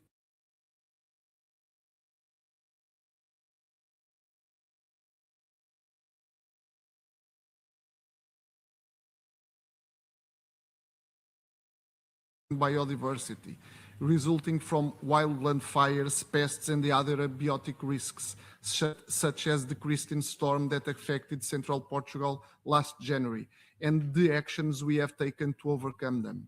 Firstly, Portugal maintains the collaboration with FAO, EU member states, and other partners with a view to implementing an integrated wildfire management approach to tackle this major risk to forest ecosystems. We must cooperate and work together, both at national and international level, increasing prevention, preparedness, response, and restoration capacity. Secondly, Portugal's response to forest damage caused by storms, like the recent Christine, is also being supported in the new integrated approach focused on risk reduction due to increase of dry fuel loads and favorable conditions to forest pests. Portuguese authorities promoted an integrated governance model and intelligence approach with national agencies, municipalities, and landowners associations. Agradezco al representante. I thank the representative of Portugal for his statement, and I now give the floor to the representative of Canada. Thank you, Mr. Chair, and to all the presenters for the helpful overview of these important processes. With respect to the SDGs under review in 2027, Canada recommends strategic focus on SDG 12 and 15, emphasizing landscape level and inclusive governance approaches to sustainable land management, sustainable forest management, and forest-based bioeconomies. Succinct key messages could reflect the SDG 15 targets and reference the UN Strategic Plan for Forests. With respect to the other initiatives we are discussing, given the range of forest-related initiatives underway, Canada sees an important role for UNFF in continuing to provide policy leadership, guidance, and coordination consistent with its mandate. With respect to the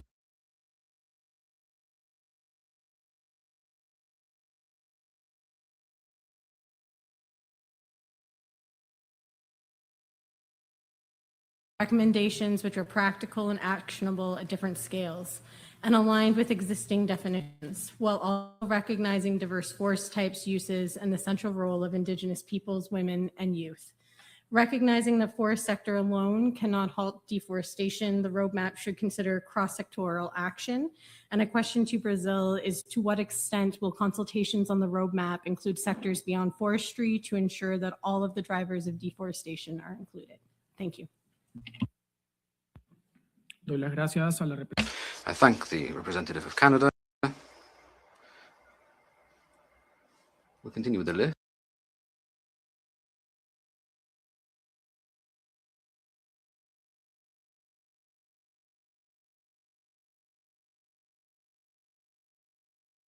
Colombia, Your Excellency, you have the floor. Gracias. Thank you, Chair. And I thank you and for your work as co-facilitator in this forum.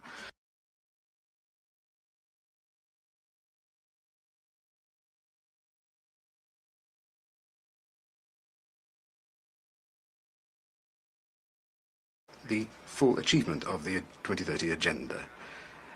Therefore, with regard to the debates that we're having in the HLPF in 2026 and 2027, it is essential that the links between forest goals and the SDGs are expressed in concrete and coherent actions and not just in declarations. So therefore, it's essential that these actions, we need to have coherent synergies that are real between the Paris Agreement, the Kunming-Montreal Agreement, the Convention to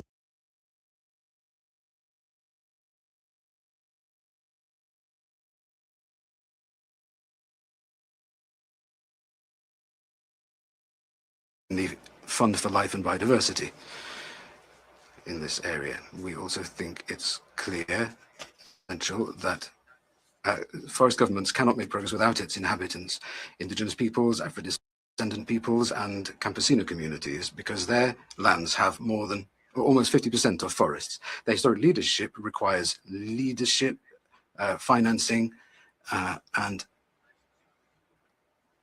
meaningful participation in decision-making. We also want to recognize the recent progress in forest financing, and we want to carry on working on that financing gap that is deep and structural. Colombia is still committed and will work to ensure that rights and equity are present in this process. Thank you very much, Mr. Chair. I thank the distinguished representative of Colombia. I now give the floor to the distinguished representative of Peru. Gracias. Thank you, Chair. Words are a natural axis of convergence between the restoration of ecosystems, neutrality and degradation of lands, and sustainable development. Therefore, Peru considers that making progress in the GFGs will help to achieve the 2030 agenda. The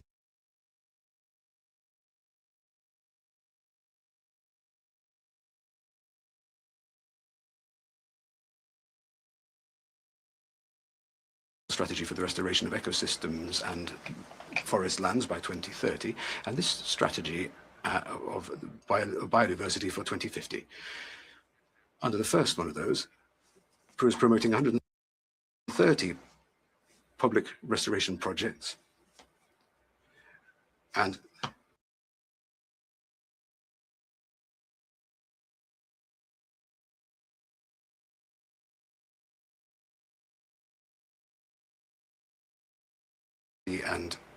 climate change agendas, including the restoration of forests by the government of Germany and other strategic partners.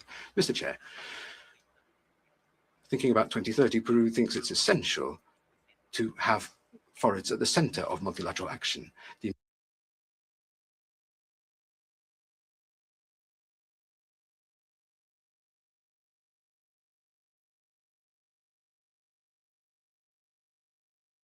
urges cooperation partners and the UN system to increase cooperation on the forest, climate and biodiversity agendas for sustainable development to promote accessible means of cooperation for countries.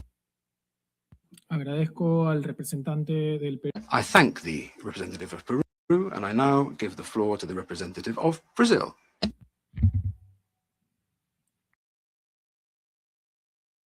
Thank you, Chair. Brazil welcomes the discussion on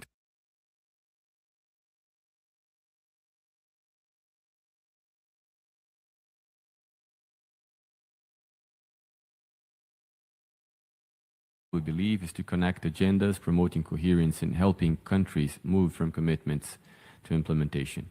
In this context, Brazil sees UNFF21 as an important opportunity to reflect on forest-related outcomes from the Belém Climate Summit. In Belém, forests were placed at the center of a positive implementation agenda. The Tropical Forest Forever Facility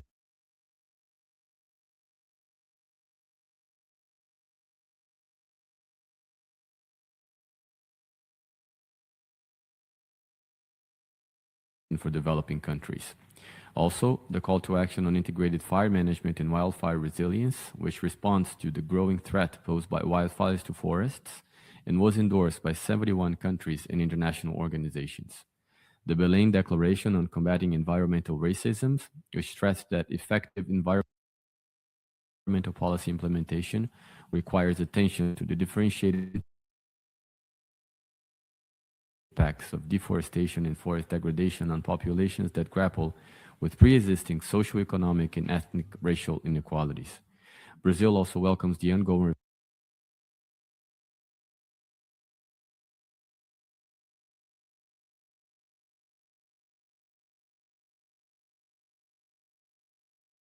UNCCD, and the HLPF, while, of course, preserving the specific mandates of each process.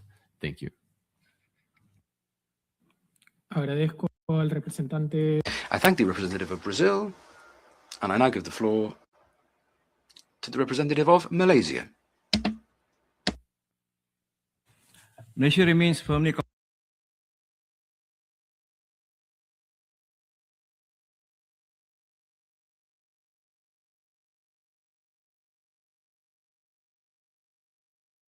policy on forestry provides a comprehensive framework for the conservation and sustainable management of forest resources across 3 regions with full respect for their respective jurisdictions. Key measures include forest certification, regulated annual allowable coups, reduced impact logging, and strengthened forest law enforcement. Malaysia continues to advance the interlinkages between forest and global environmental agendas through contribution to the relevant SDGs, UNFFCCC and Paris Agreement, and also the implementation of the KMGBF through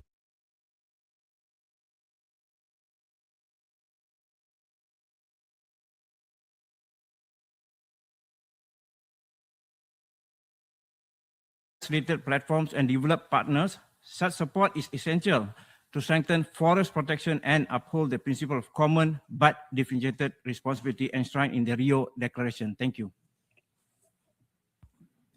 I thank the representative of Malaysia for his statement. I now give the floor to the representative of the Republic of Korea. Thank you very much, Mr. Chair. The Republic of Korea strongly support aligning the global forest goals with the SDG 15. To ensure our discussion lead to real impact, Republic of Korea prioritize forest restoration, forest fire management, and carbon sequestration as vital tools for climate action and poverty eradication. First, in response to the rising forest fire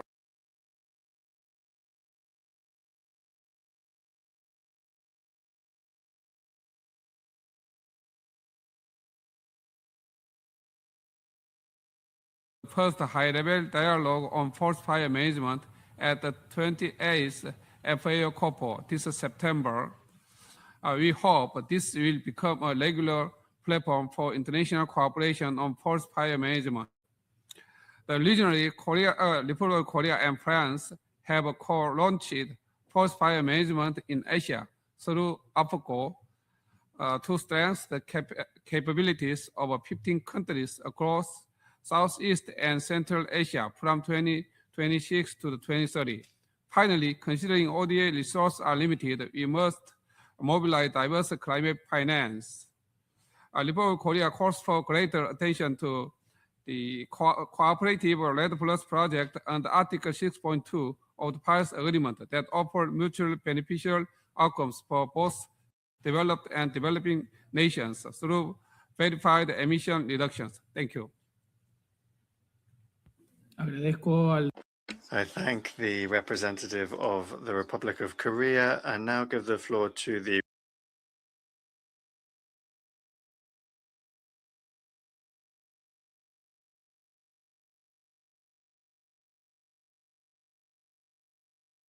between the global forest goals and sustainable development goals under review in 2026. Forests are essential nature-based solutions that support water security, clean energy, sustainable infrastructure, and partnerships. We also welcome global developments, including the upcoming United Nations Decade of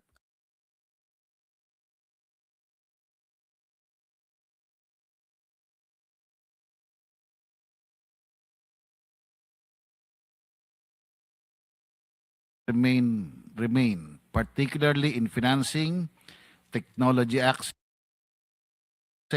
and capacity. With our remaining forest cover, sustained efforts are critical to reverse long-term degradation trends and address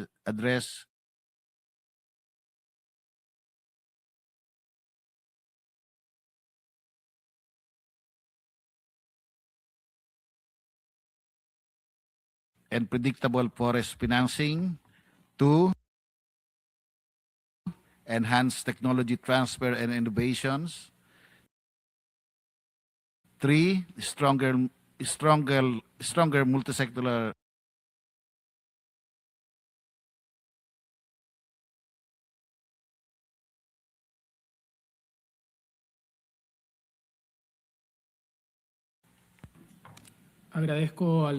I thank the representative of the Philippines for his statement. I now give the floor to the representative of the Russian Federation. Добрый день. Good morning.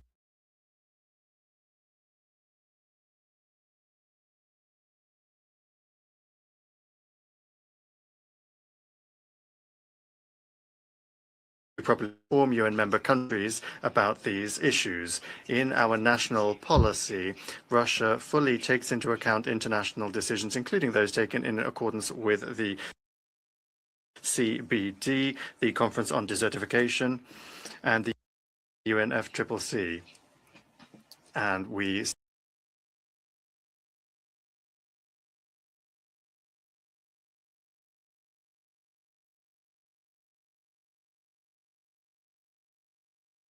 contribution to the implementation of the Decade for Ecosystem Restoration. And we plan for Russia to participate in global work to achieve the goals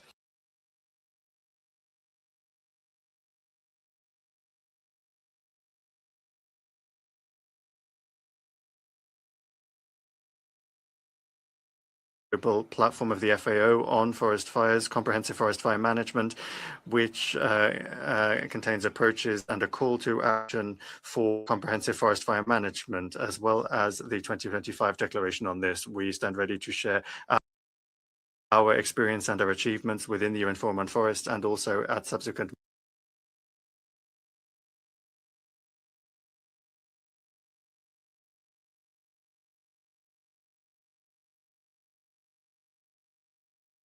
for his statement. I now give the floor to the representative of Jamaica. Thank you, Mr. Chair. Jamaica thanks all the presenters for the updates and welcomes the efforts thus far. Jamaica also emphasizes that the strong interlinkages between the global forest goals and key global frameworks, including the 2030 Agenda, the Paris Agreement, the Convention on Biological Diversity, and the UN Convention to Combat Desertification, are key to our collective success.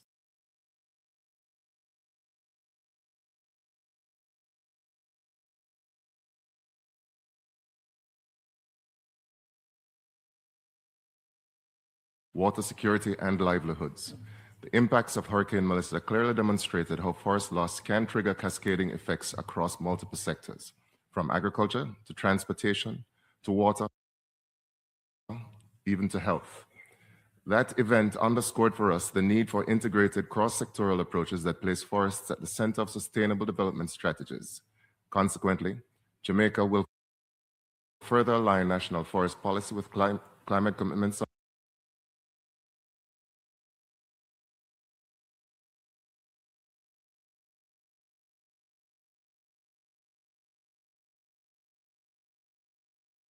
scaling up global action, including through the upcoming UN Decade for Afforestation and Reforestation.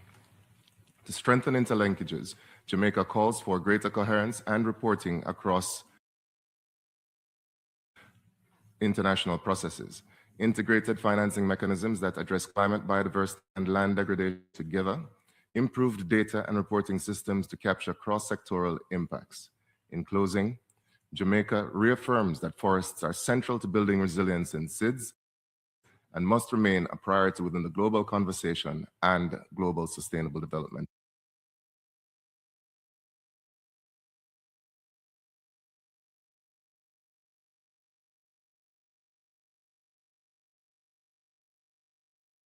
Distinguished delegates, India underscores that forests are central to achieving the 2030 Agenda for Sustainable Development, with strong interlinkages across multiple SDGs. In this context, India emphasizes that sustainable forest management must be integrated into national development strategies, ensuring that forest-related actions contribute effectively to broader sustainable development outcomes.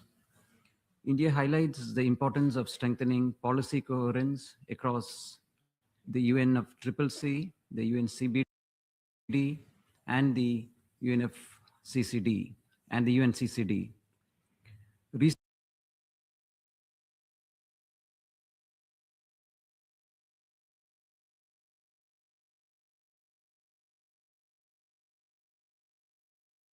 Will be critical to maximize synergies, avoid duplication, and improve implementation efficiency. We welcome the proclamation of the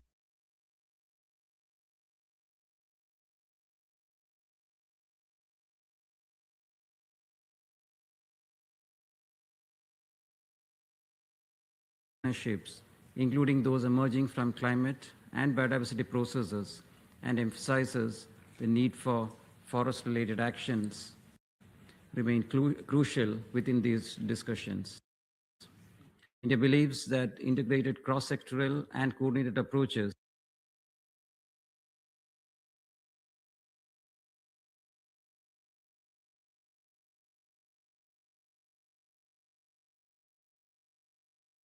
representative of India.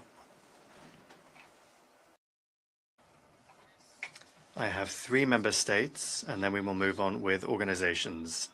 The next on the list is the representative of Kenya, please.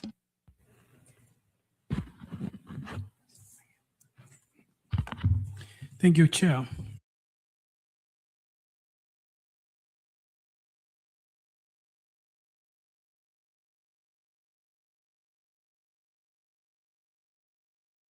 SDGs, the Paris Agreement, the coming Montreal Global Diversity Framework, and the UN CCD land degradation neutrality targets.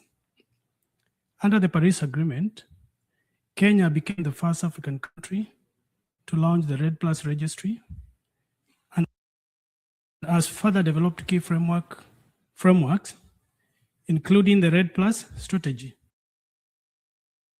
National Forest Monitoring System, National Safeguards Information System, and the REDD+ netting guidelines to support transparent and effective climate action in forest sector. Chair, under the Convention on Biological Diversity, the forest sector is actively implementing KMGBF targets aligned to the forestry, particularly targets 2, 3, 4, 5, 6, 8, 9,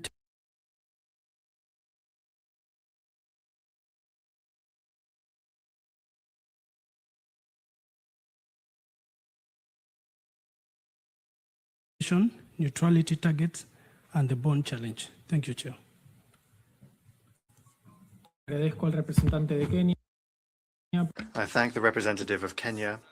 I now give the floor to the representative of Nigeria.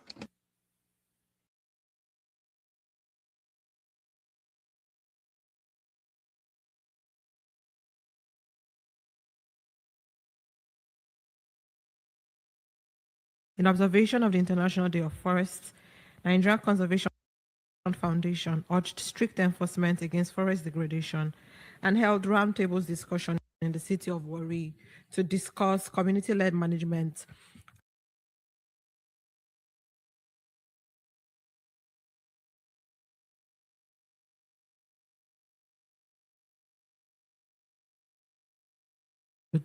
and implementing reforestation projects to secure economic and ecological benefits. Chair, Nigeria has demonstrated leadership in MRV and forest monitoring infrastructure that was recognized in the 2026 assessments alongside Brazil, Kenya, and Mozambique. And we are leveraging this capacity to unlock forest carbon markets as a tool for sustainable financing.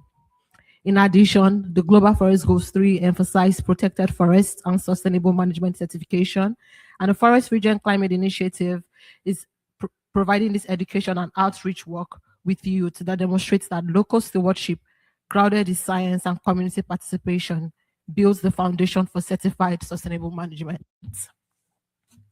In support of community and outreach efforts, we therefore call on this body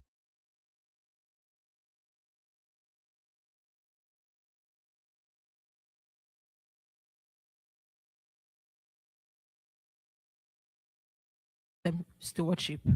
Thank you. Agradezco a la representante. I thank the representative of Nigeria. I now give the floor to the representative of Guatemala. Muchas gracias. Thank you very much, Mr. Chair.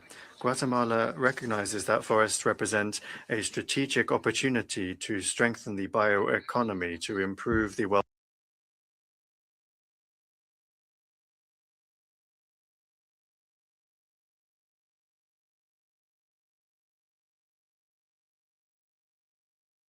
system services. They also generate energy, livelihoods, and food security for millions of people. Therefore, Guatemala has promoted forest incentives, for example, which have made it possible to promote the establishment, management, and sustainable use of forests, generating rural jobs, the restoration of productive capacity, and greater forest coverage.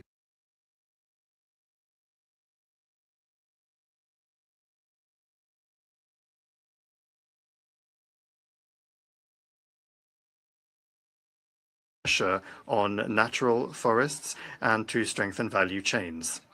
Guatemala reaffirms its commitment to an inclusive forest bioeconomy that recognizes the social, economic, and environmental value of forests, while also including economies in the productive sector and also public institutions in a shared vision of sustainable development. Thank you very much. Agradezco.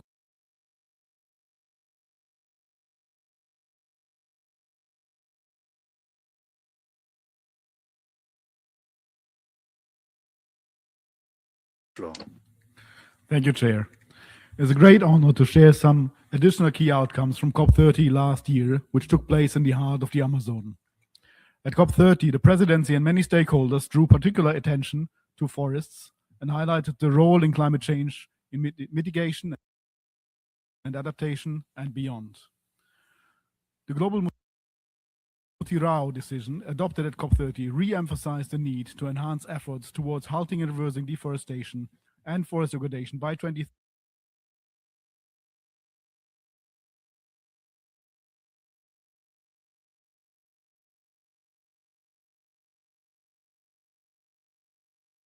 Aspects related to forests, including the vital role of indigenous peoples and local communities, and the potential for synergies among mitigation, adaptation, biodiversity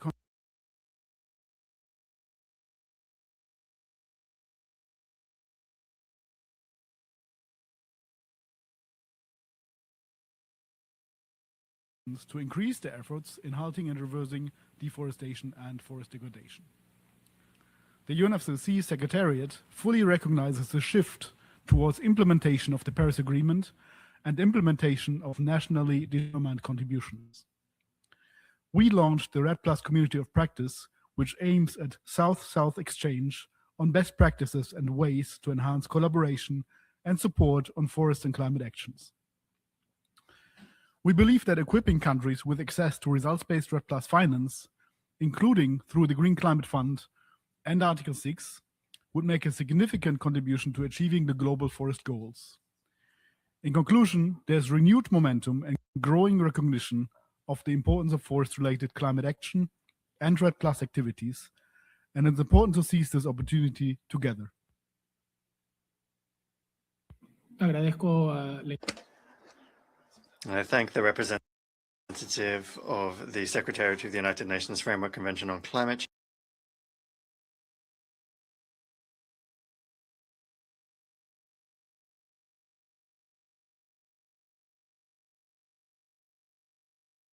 Representante de Libia. Would the representative of Libya like to take the floor? Bueno, continuamos. In that case, we will continue with the next on the list, the representative of ITTO. You have the floor.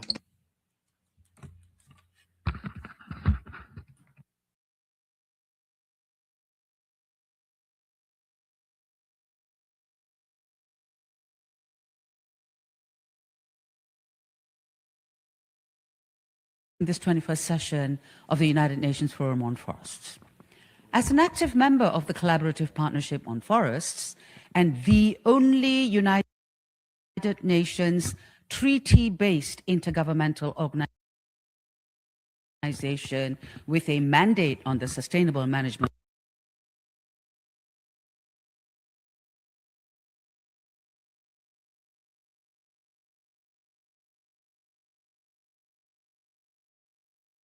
SDGs and the International Tropical Timber Agreement of 2006 by providing technical expertise, knowledge sharing, and implementation on the ground. We stand with our member countries and the CPF to decrease deforestation and forest degradation,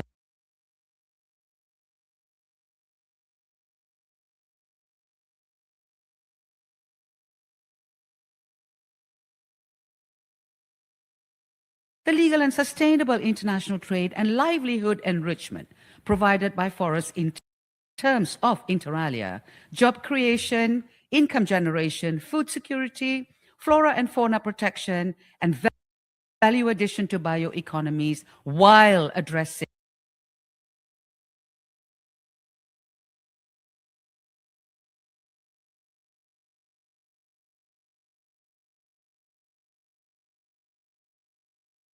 1, 3, and 5, and we support the CPF and members' efforts relevant to our mandate, particularly those that recognize the socio-economic dimensions of sustainable forest management in the tropics and biodiversity conservation efforts. So please watch our space. We're in the process of updating the joint CBD ITTO IUCN guidelines for the conservation of biodiversity in tropical forests.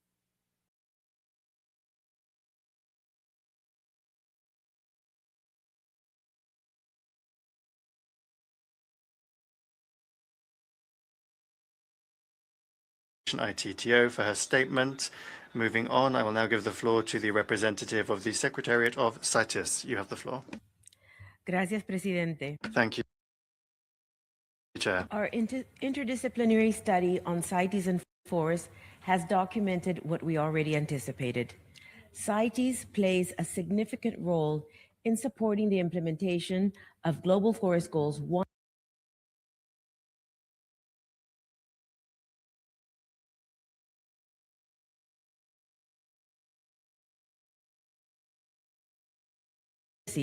and it also supports combating illegal logging and trade by requiring that all specimens intended for international trade are legally acquired. The CITES and Forest study makes clear that CITES is particularly strong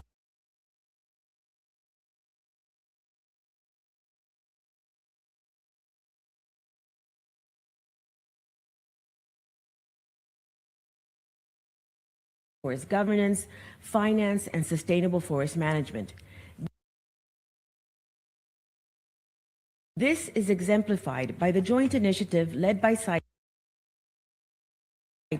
with German funding, the CITES Tree Species Project,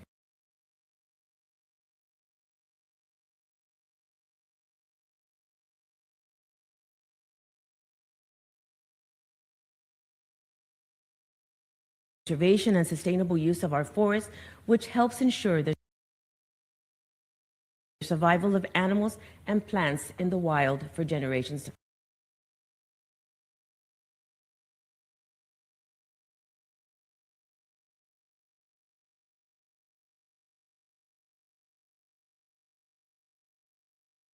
Welcomes the focus of Agenda Item 3D on strengthening the interlinkages between the GFGs, the SDGs under review, and the Rio Conventions. Forests are central to sustainable development.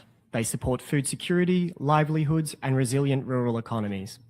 This is why forests are also directly linked to SDG 1 on ending poverty and SDG 2 on ending hunger, the core mission of FAO. As mentioned by ADG Wu, forests contribute to food security far more than we may fully anticipate.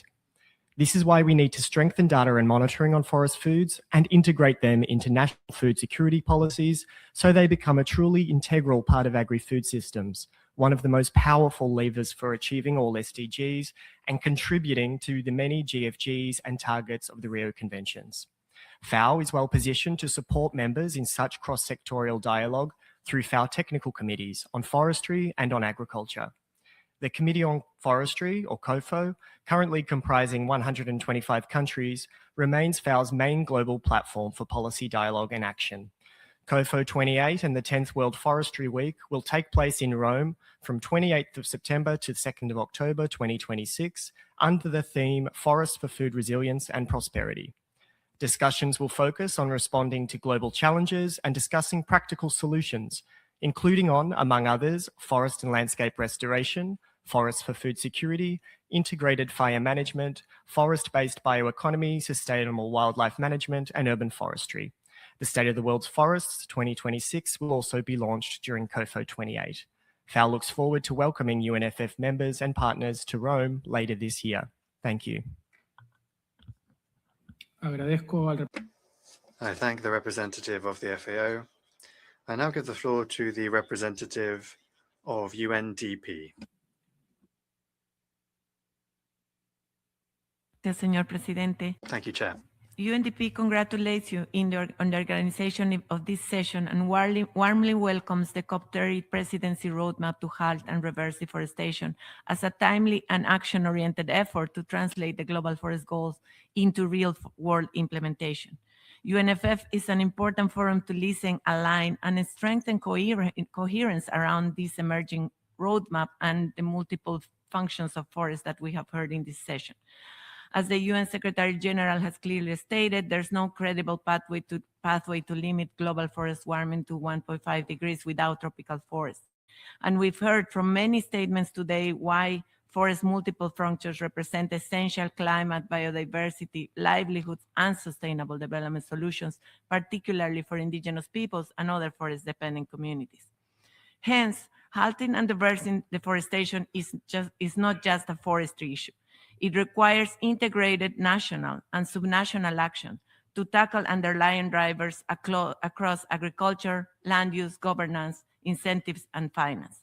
Policies must respect national circumstances and development priorities while still raising collective ambition. UNDP is already supporting countries across the forest regions to link forest conservation, restoration, and sustainable livelihoods.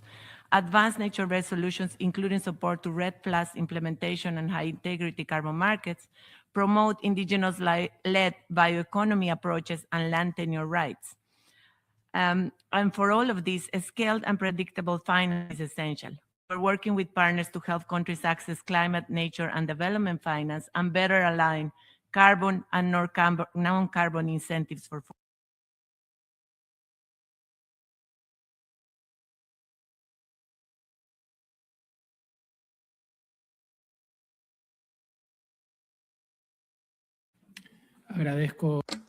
I thank the representative of UNDP.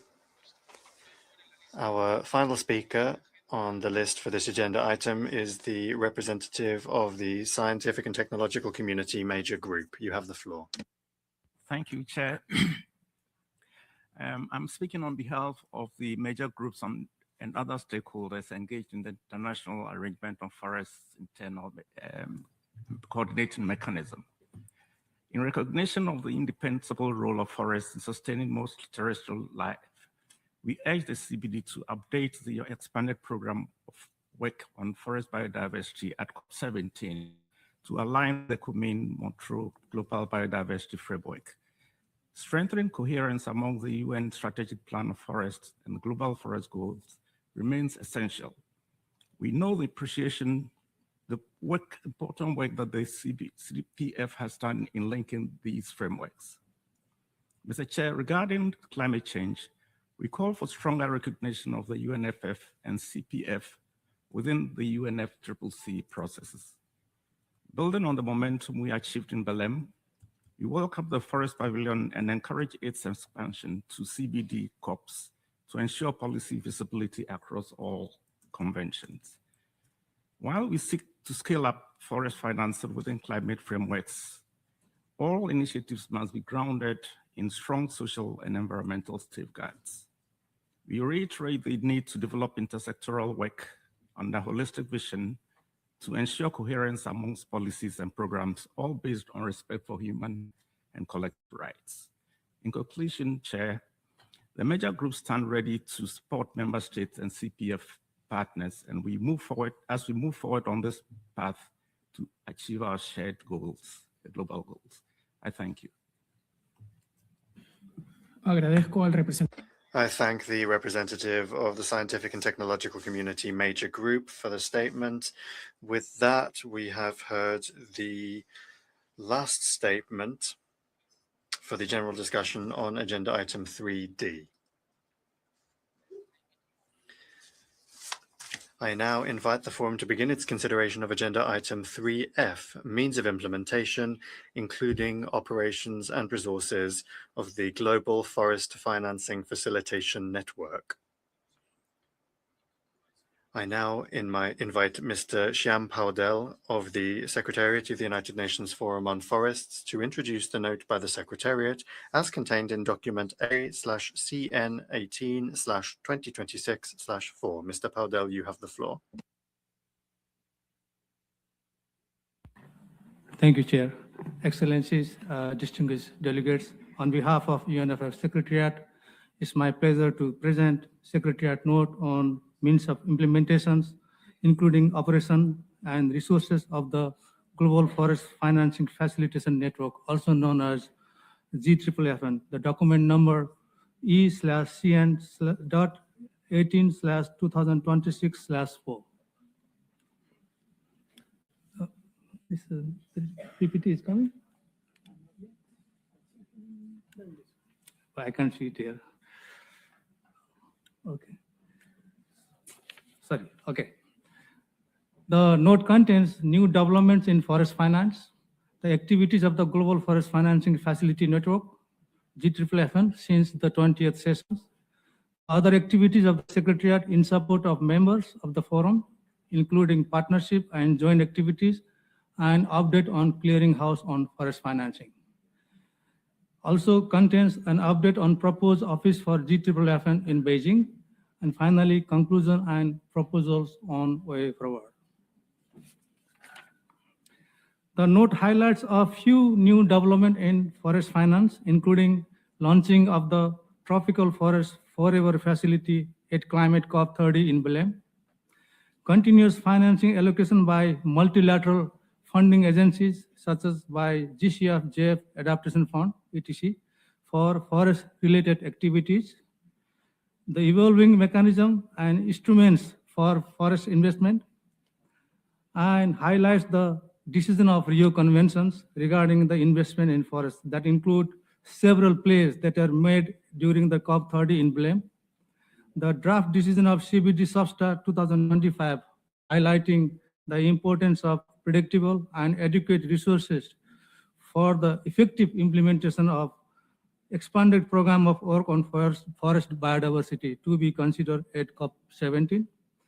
And parties of the UNCCDs also stressed the importance of sustainable financing for forest and landscape restorations.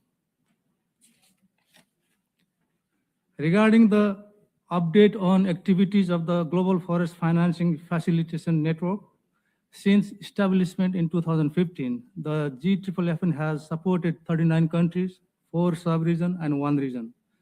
In 2025 and 26, GFFN supported 5 countries and 1 region.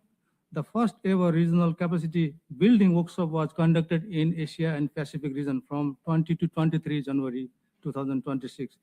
That brought together 50 participants, including from member states, multilateral donors, and several CPF members. The clearinghouse website has been updated. That has 340 entries across 3 databases. The Secretariat has also published quarterly highlights, so far 13, on forest financing, and conducted a webinar on forest financing in collaboration with C4ECRAF. E-learning courses on forest financing is under development to promote a blended approach of capacity building, and Secretariat also supported 2 flagship publications on forest financing in 2025, one with UNEP, other one with ADB. In conclusion, there are notable developments in forest financing in 2025, which were predominantly featured at Climate COP30 in Belém. However, financing gap remains significant in forest sector, which is much greater than the new pledges and commitments. There is also a growing demand for GFFN support from members, which call for an urgent need to raise resources for the network. Finally, proposal for consideration of the forum. There are 2 proposals. The first proposal, welcoming the support provided by the GFFN, invite members of the forum to contribute to the forum trust fund to enable GFFN to continue its support to member states. And the second proposal, considering the importance of the work of GFFN clearinghouse in providing access to data, knowledge, and information on forest financing, decide to consider option for improving the work of clearinghouse to enhance access to such data and information. Thank you very much. Doy gracias al representante. I thank the representative of the Secretariat of the United Nations Forum on Forests. I now invite Mrs. Juliette Biao, Director of the Forum, to provide updates on the Global Forest Financing Facilitation Network Office in China. Juliette, you have the floor. Thank you so much, Mr. President. Excellencies, distinguished delegates, ladies and gentlemen, it is my pleasure and great honor to provide you with the latest development regarding the establishment of the UN Office for the G2FN in Beijing, China. You may recall that the Secretariat provided an update during the 20th session of the forum in May 2025 and informed you about the significant progress in resolving many of the outstanding substantive and legal issues in the draft host country agreement and draft memorandum of understanding. More specifically, we informed that both sides agreed that the key objective and function of the office, once established, is to support and scale up the capacity development activities of the G2FN through knowledge sharing, exchange of lessons learned and best practices, training, capacity building, and multilateral cooperation. The UNFF Secretariat is the manager of the G2FN and is the responsible body to carry out the Secretariat functions of the UNFF, including the functions and priorities of the G2FN. The head of the office operates and works under the direct supervision of the director of the UNFFS. The program of work of the office shall be consistent with and complement the program of work of the UNFFS on the G2FN. The UNFFS shall be the interface between member states of the forum, Bureau of the forum, and the UN bodies and entities. All requests from G2FN technical assistance from member states shall be sent to the UNFF Secretariat for appropriate decision and follow-up action, including for execution by the office. The office shall regularly submit reports on its activities and implementation of its program of work to the UNFF Secretariat. The UNFF Secretariat shall report on the activities of the office to the forum. The office shall be managed and administered by DESA, like all other DESA offices in different countries, and will operate in accordance with the applicable UN regulations, rules, policies, and procedures. The full administrative and operational cost of this office will be funded from extra budgetary sources from the host country's voluntary contributions. No cost of the UN office for the G2FN will be paid through the UN regular budget or the Forum Trust Fund. The office is expected to be operational for a minimum of 5 years, 2026, 2030, which can be extended subject to mutual agreement. A steering committee consists of representatives from DESA and host government shall be established by DESA to provide advice on the operational aspect of the work of the office, including its annual work plan, program implementation, and usage of the fund by the office to the head of the office. In addition, to ensure engagement of forum members and partners, an international advisory group consisting of select number of UNFF members and partners shall be established by DESA. The International Advisory Group will advise on the substantive thematic focus of the annual program of work of the office to the steering committee. Following the conclusion of the UNFF20, both sides continued their informal exchange to resolve the remaining details about the privileges, immunities, and the budgetary arrangements. On April 7, 2026, a virtual meeting was held between the UNFF Secretariat and China, during which China informed that it is in the process of coordinating views on the remaining issues among its relevant national agencies. China also informed that it will be ready to hold the next round of consultation soon after UNFF21 to conclude the negotiation of the draft host country agreement and draft MOU, Memorandum of Understanding. From the part of the UNFF Secretariat, I would like to thank members of the forum for their patience. These negotiations has been going on for several years, and I believe that we are now very close, more than any time in the past, to reach an agreement on this matter. In this respect, I would like to encourage continued support of the forum members on this matter.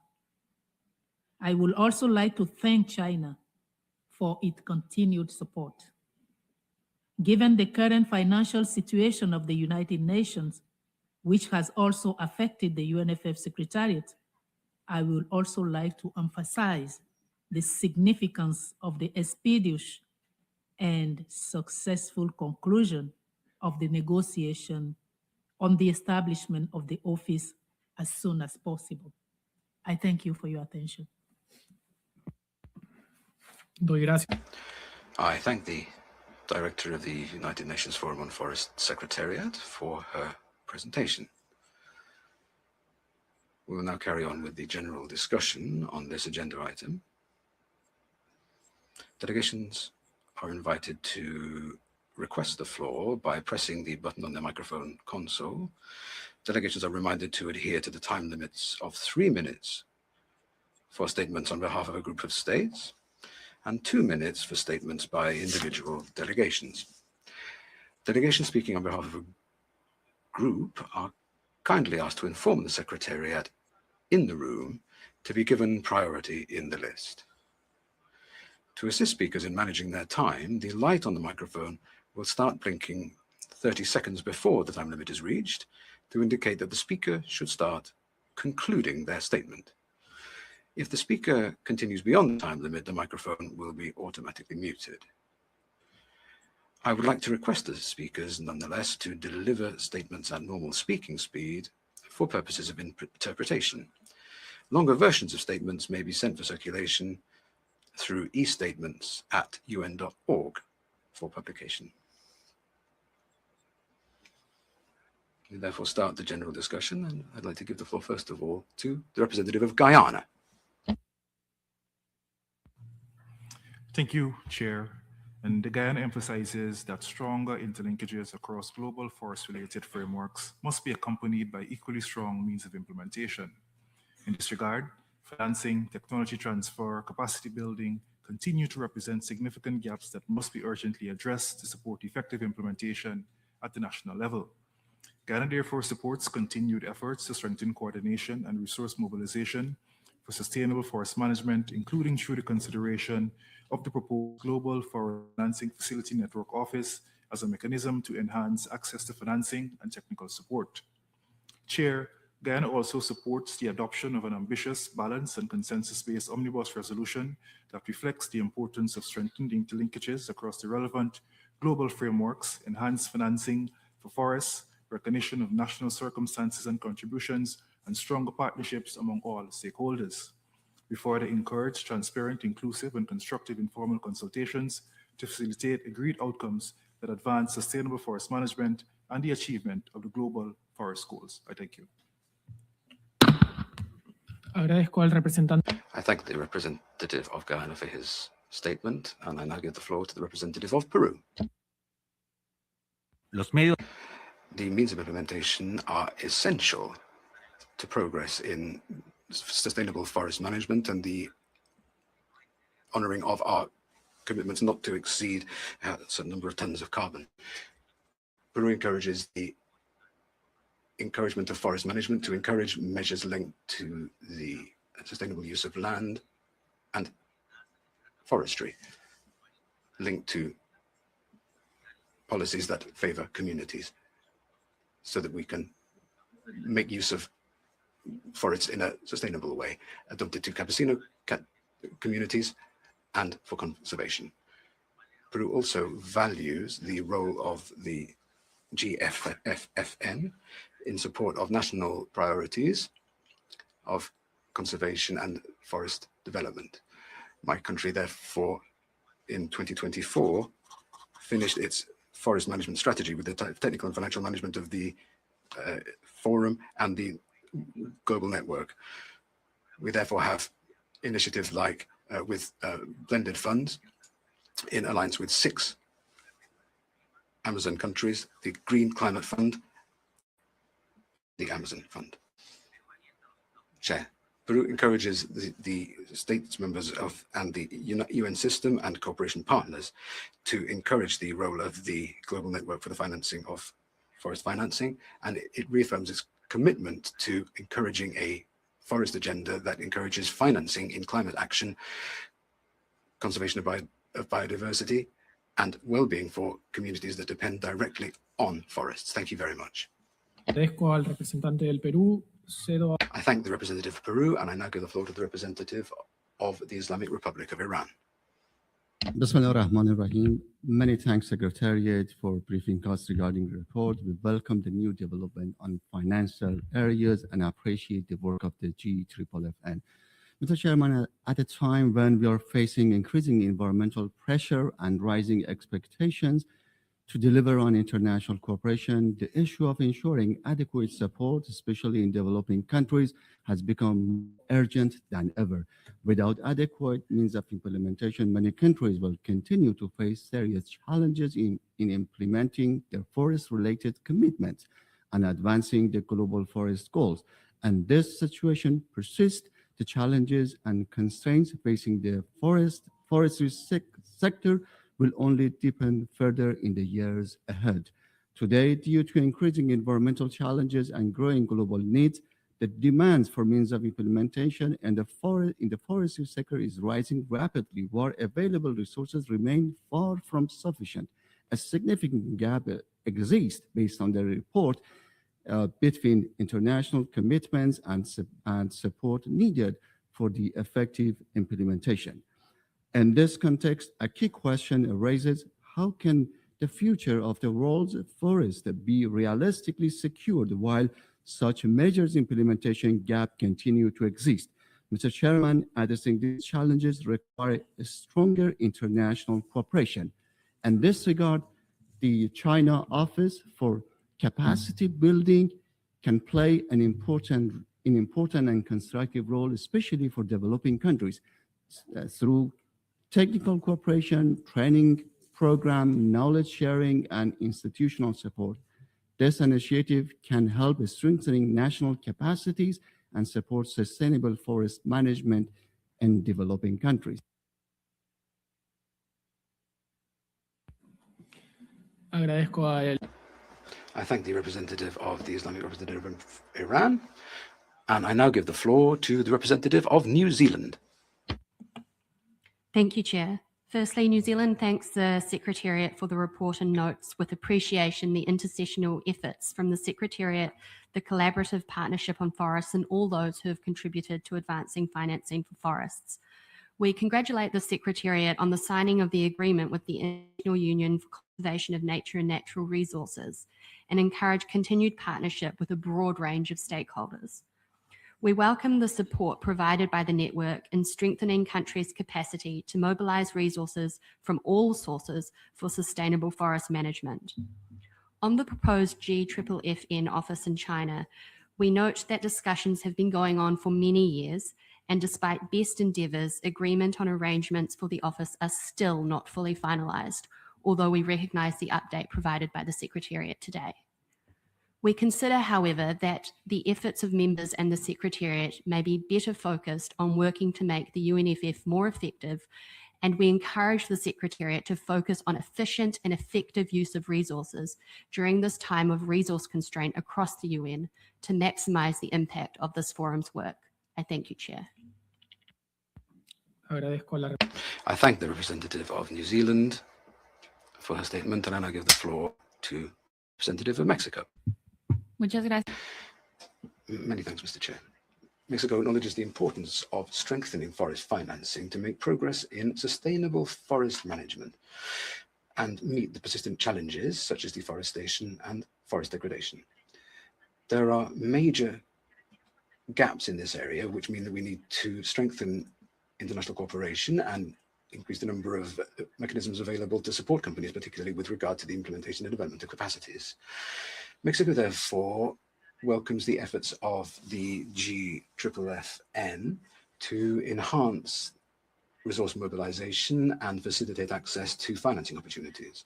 We also think that it is necessary to encourage innovative instruments that will make it possible to mobilize private capital to complement public financing and to strengthen national capacities to access, manage, and implement resources in an efficient, transparent, and sustainable way. Mexico recognizes the importance of the network and its greenhouse as tools for the exchange of good practices, training materials, and experiences with regard to resource mobilization for forests. Mexico welcomes the updating of the network's website and encourages the forum's members who are in a position to do so to contribute to the trust fund in order to strengthen its activities and support to countries. Lastly, we think it's important to continue promoting spaces for the exchange of experiences and workshops on national forest financing strategies that help to strengthen capacities and cooperation networks. Thank you very much. I thank the representative of Mexico for her statement, and I now give the floor to the representative of China.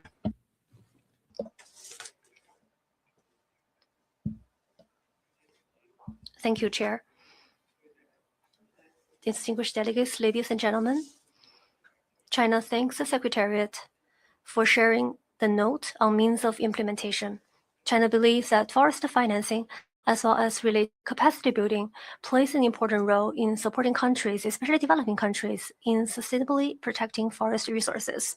China supports Brazil's proposed Tropical Forest Forever facility, which will provide important support for tropical countries and contribute to the implementation of the global forest goals. We also thank the UNFFS Director's report and briefing. China sincerely thanks member states for including the establishment of the GFFF office in China in the resolution of the 13th session of UNFF. This fully reflects the international community's strong commitment to global forest financing, as well as its trust in and support for China. China fully recognizes the important role of the network in advancing global forest financing. Since 2019, China and the UN have held 6 rounds of formal negotiations and multiple rounds of informal consultations, throughout which both sides have upheld the principle of friendly consultation, overcome various challenges, and made positive progress. China particularly appreciates the UNFFS and UN Office of Legal Affairs for their support and understanding, as well as the tremendous efforts they have made. Going forward, China will... The microphone is cut off.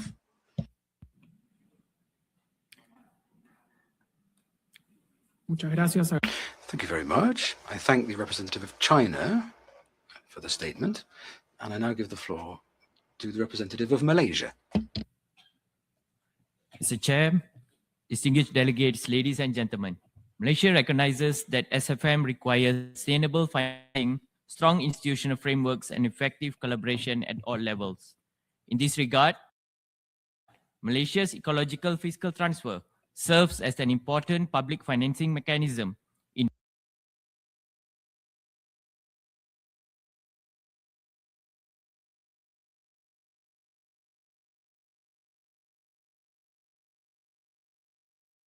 protecting forest reserves, water catchment areas, and wildlife habitats. Malaysia also recognizes the important role of private sector participation in supporting forest conservation, biodiversity protection, and rehabilitation reforestation efforts. In this context, Malaysia is advancing its RED Plus finance framework through the Forest Conservation Certificate and Forest Carbon Offset initiatives. These initiatives contribute towards Malaysia's climate and biodiversity commitments, including the SDGs, the CBD, and the UNFFC. Malaysia also appreciates the continued support from JEF and the UNDP in implementing key biodiversity and forest-related projects in the country. Mr. Chair, in addition, Malaysia continues to engage in the development of the TFFF, in which we view that as a promising platform for mobilizing sustainable forest financing among tropical forest countries. Finally, Malaysia encourages simpler and more inclusive access to the forest-related financing and capacity building support, including through hybrid platforms and greater transparency in the dissemination of funding opportunities. I thank you.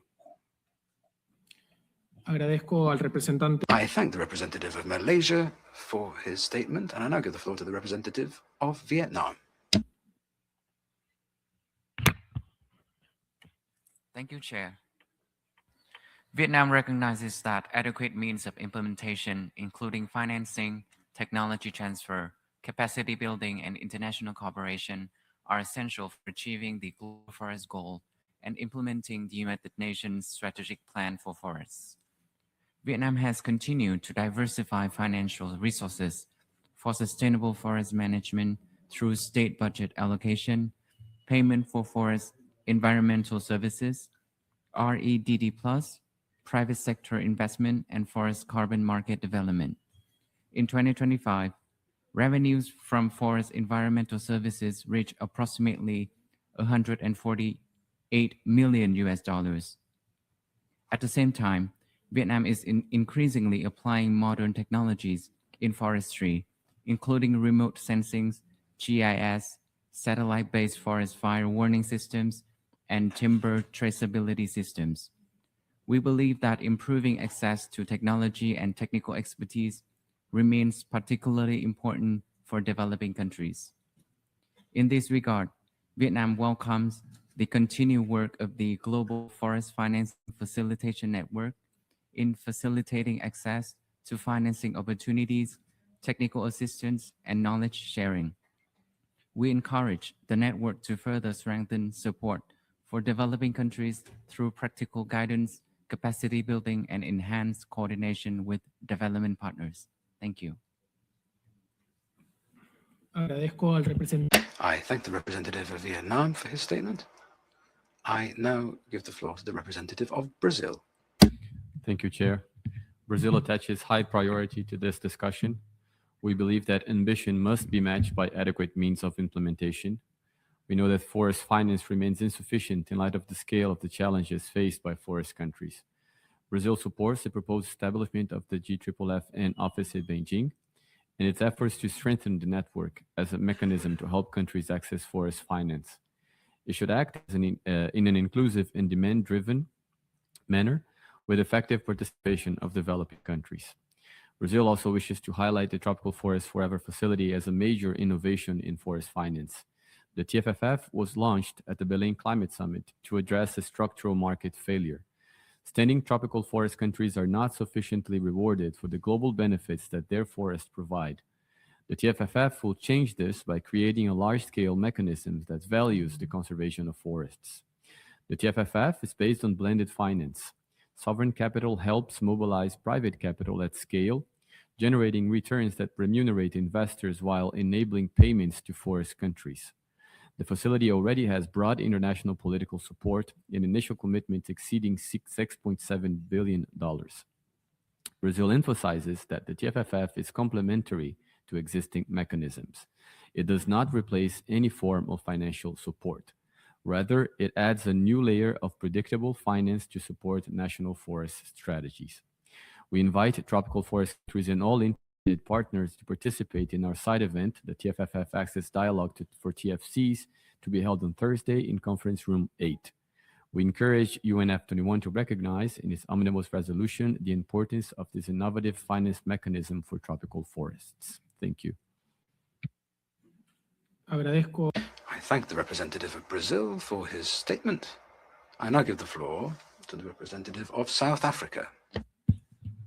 Thank you, Mr. Chair. South Africa has, in her earlier interventions during this session, articulated the efforts we are making towards the achievement of the implementation of the UNFF and achievement of the Global Forest Goal, both in our national capacity and as part of the collective within the Southern African Development Community, SADC. These efforts are, however, constrained by limited or insufficient resources due to other competing national priorities. South Africa believes that finance remains critical to achieving SFM and the GFGs. Public finances directed to forests are in real terms declining, and we need to leverage finances from all sources to achieve the GFGs. We cannot hope to increase the pace of implementation of the UNFF without commitment to provision of scaled up, predictable and accessible financing alongside enhanced technology transfer and capacity building support. South Africa appreciates the work that has been undertaken by the GFFN and the achievements made thus far in strengthening capacity of countries to mobilize funding from all sources for SFM. To this end, we welcome the report on the developments in the negotiation on the establishment of the GFFN office in China and call for speedy conclusion of this process. We also welcome the work of the clearinghouse, including the webinar series, which is a cost-effective approach for sharing of information on financing sources. We encourage the Secretariat to conduct more sessions should resources allow. I thank you, Chair. Muchas gracias. Thank you to the representative of South Africa for his statement. Dear colleagues, we will continue the session for another 10 minutes. We still have 9 member states on the list of speakers. So we'll carry on for those 10 minutes. We'll finish the session. And then we'll carry on with the statements in the afternoon meeting. And I thank the interpreters very much for their 10 minutes of their time. Now, carrying on with the list, it's the representative of the United Kingdom. Thank you, Chair. Globally, the forest finance gap remains acute, as we've heard from many delegates here at the session. Against that backdrop, at COP30, the Forest and Climate Leaders Partnership, co-chaired by the UK and Guyana, worked with Brazil to launch the Forest Finance Roadmap. Our focus now is operationalization, translating the roadmap into action on the ground, including ideally through the planned COP30 presidency roadmap. We welcome support for forests through channels such as the GCF and the GEF. The Amazon, Congo and Critical Forest Biomes Integrated Program is delivering transformative support for forests and the people that depend on them. It's vital that people on the ground can access and benefit from forest finance, including Indigenous peoples and forest-dependent communities. We're keen to see more support for forest ecosystems of global importance, such as the Congo Basin. The UK welcomes the launch of the Tropical Forest Forever facility as a significant financial innovation for standing tropical forests. On the proposal in the Secretary's paper to evolve the clearinghouse into a new global hub, we would like to understand what this might mean in practice and would urge caution given current resource constraints. The UK suggests a continued focus on strengthening the clearinghouse mechanism and using the IAF review process to consider next steps. On the proposed GFFN office in Beijing, the UK remains concerned about the long-term resource implications, in the context of the UN-80 reform process and the need to see a UN that is more focused and efficient. Thank you, Chair. Agradezco a la I thank the representative of the United Kingdom for her statement. I now give the floor to the representative of Kenya. Thank you, Chair.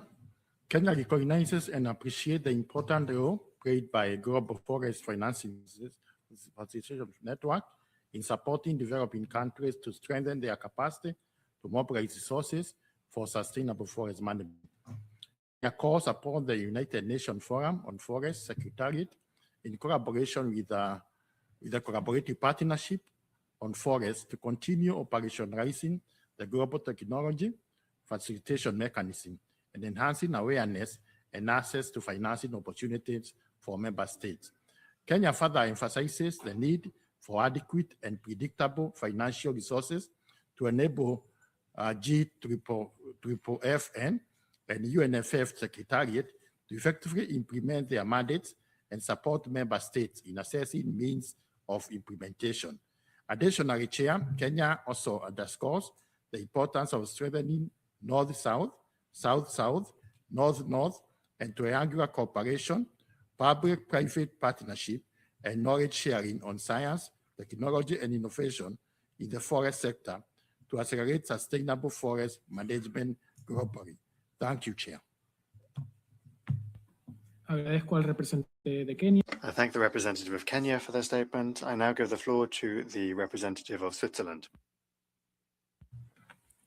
Thank you, Chair. Distinguished colleagues, at its 20th session, the forum participants requested the Secretariat to build on the experience gained from the work of the Clearinghouse to undertake further efforts to enhance it, including the possible option of a global hub for consideration at the 21st session of the forum. Switzerland, having said that, recognizes the considerable improvements made to the UNFF and GFFN websites. We would be interested in an update on the progress and plans for the proposed data hub on forest financing opportunities, also mentioned by the UK in their previous statement. We hope to have opportunities to discuss this at future sessions, and as part of the final review of the IAF, we should include a consultation of how a global hub would work to add value to the forest financing activities of the GFFN. And we believe the current databases of the GFFN also provide a strong foundation for the hub, and it should not necessarily be, as in the document, a long-term exercise. Rather, it could be through incremental improvement that we could improve and develop the hub. In 2018, at UNFF21, the initiative of a GFFN office in China was launched. More than 8 years later, an MOU host country agreement is still being negotiated. We're grateful for the update today. However, we are still negotiating the MOU, and the specific issues hindering completion are not clear to us. So we are concerned about the resources that continue to be invested into this initiative and believe it would be useful to have a concrete idea of when negotiations will be concluded. Thank you. Agradezco al representante. I thank the representative of Switzerland for his statement.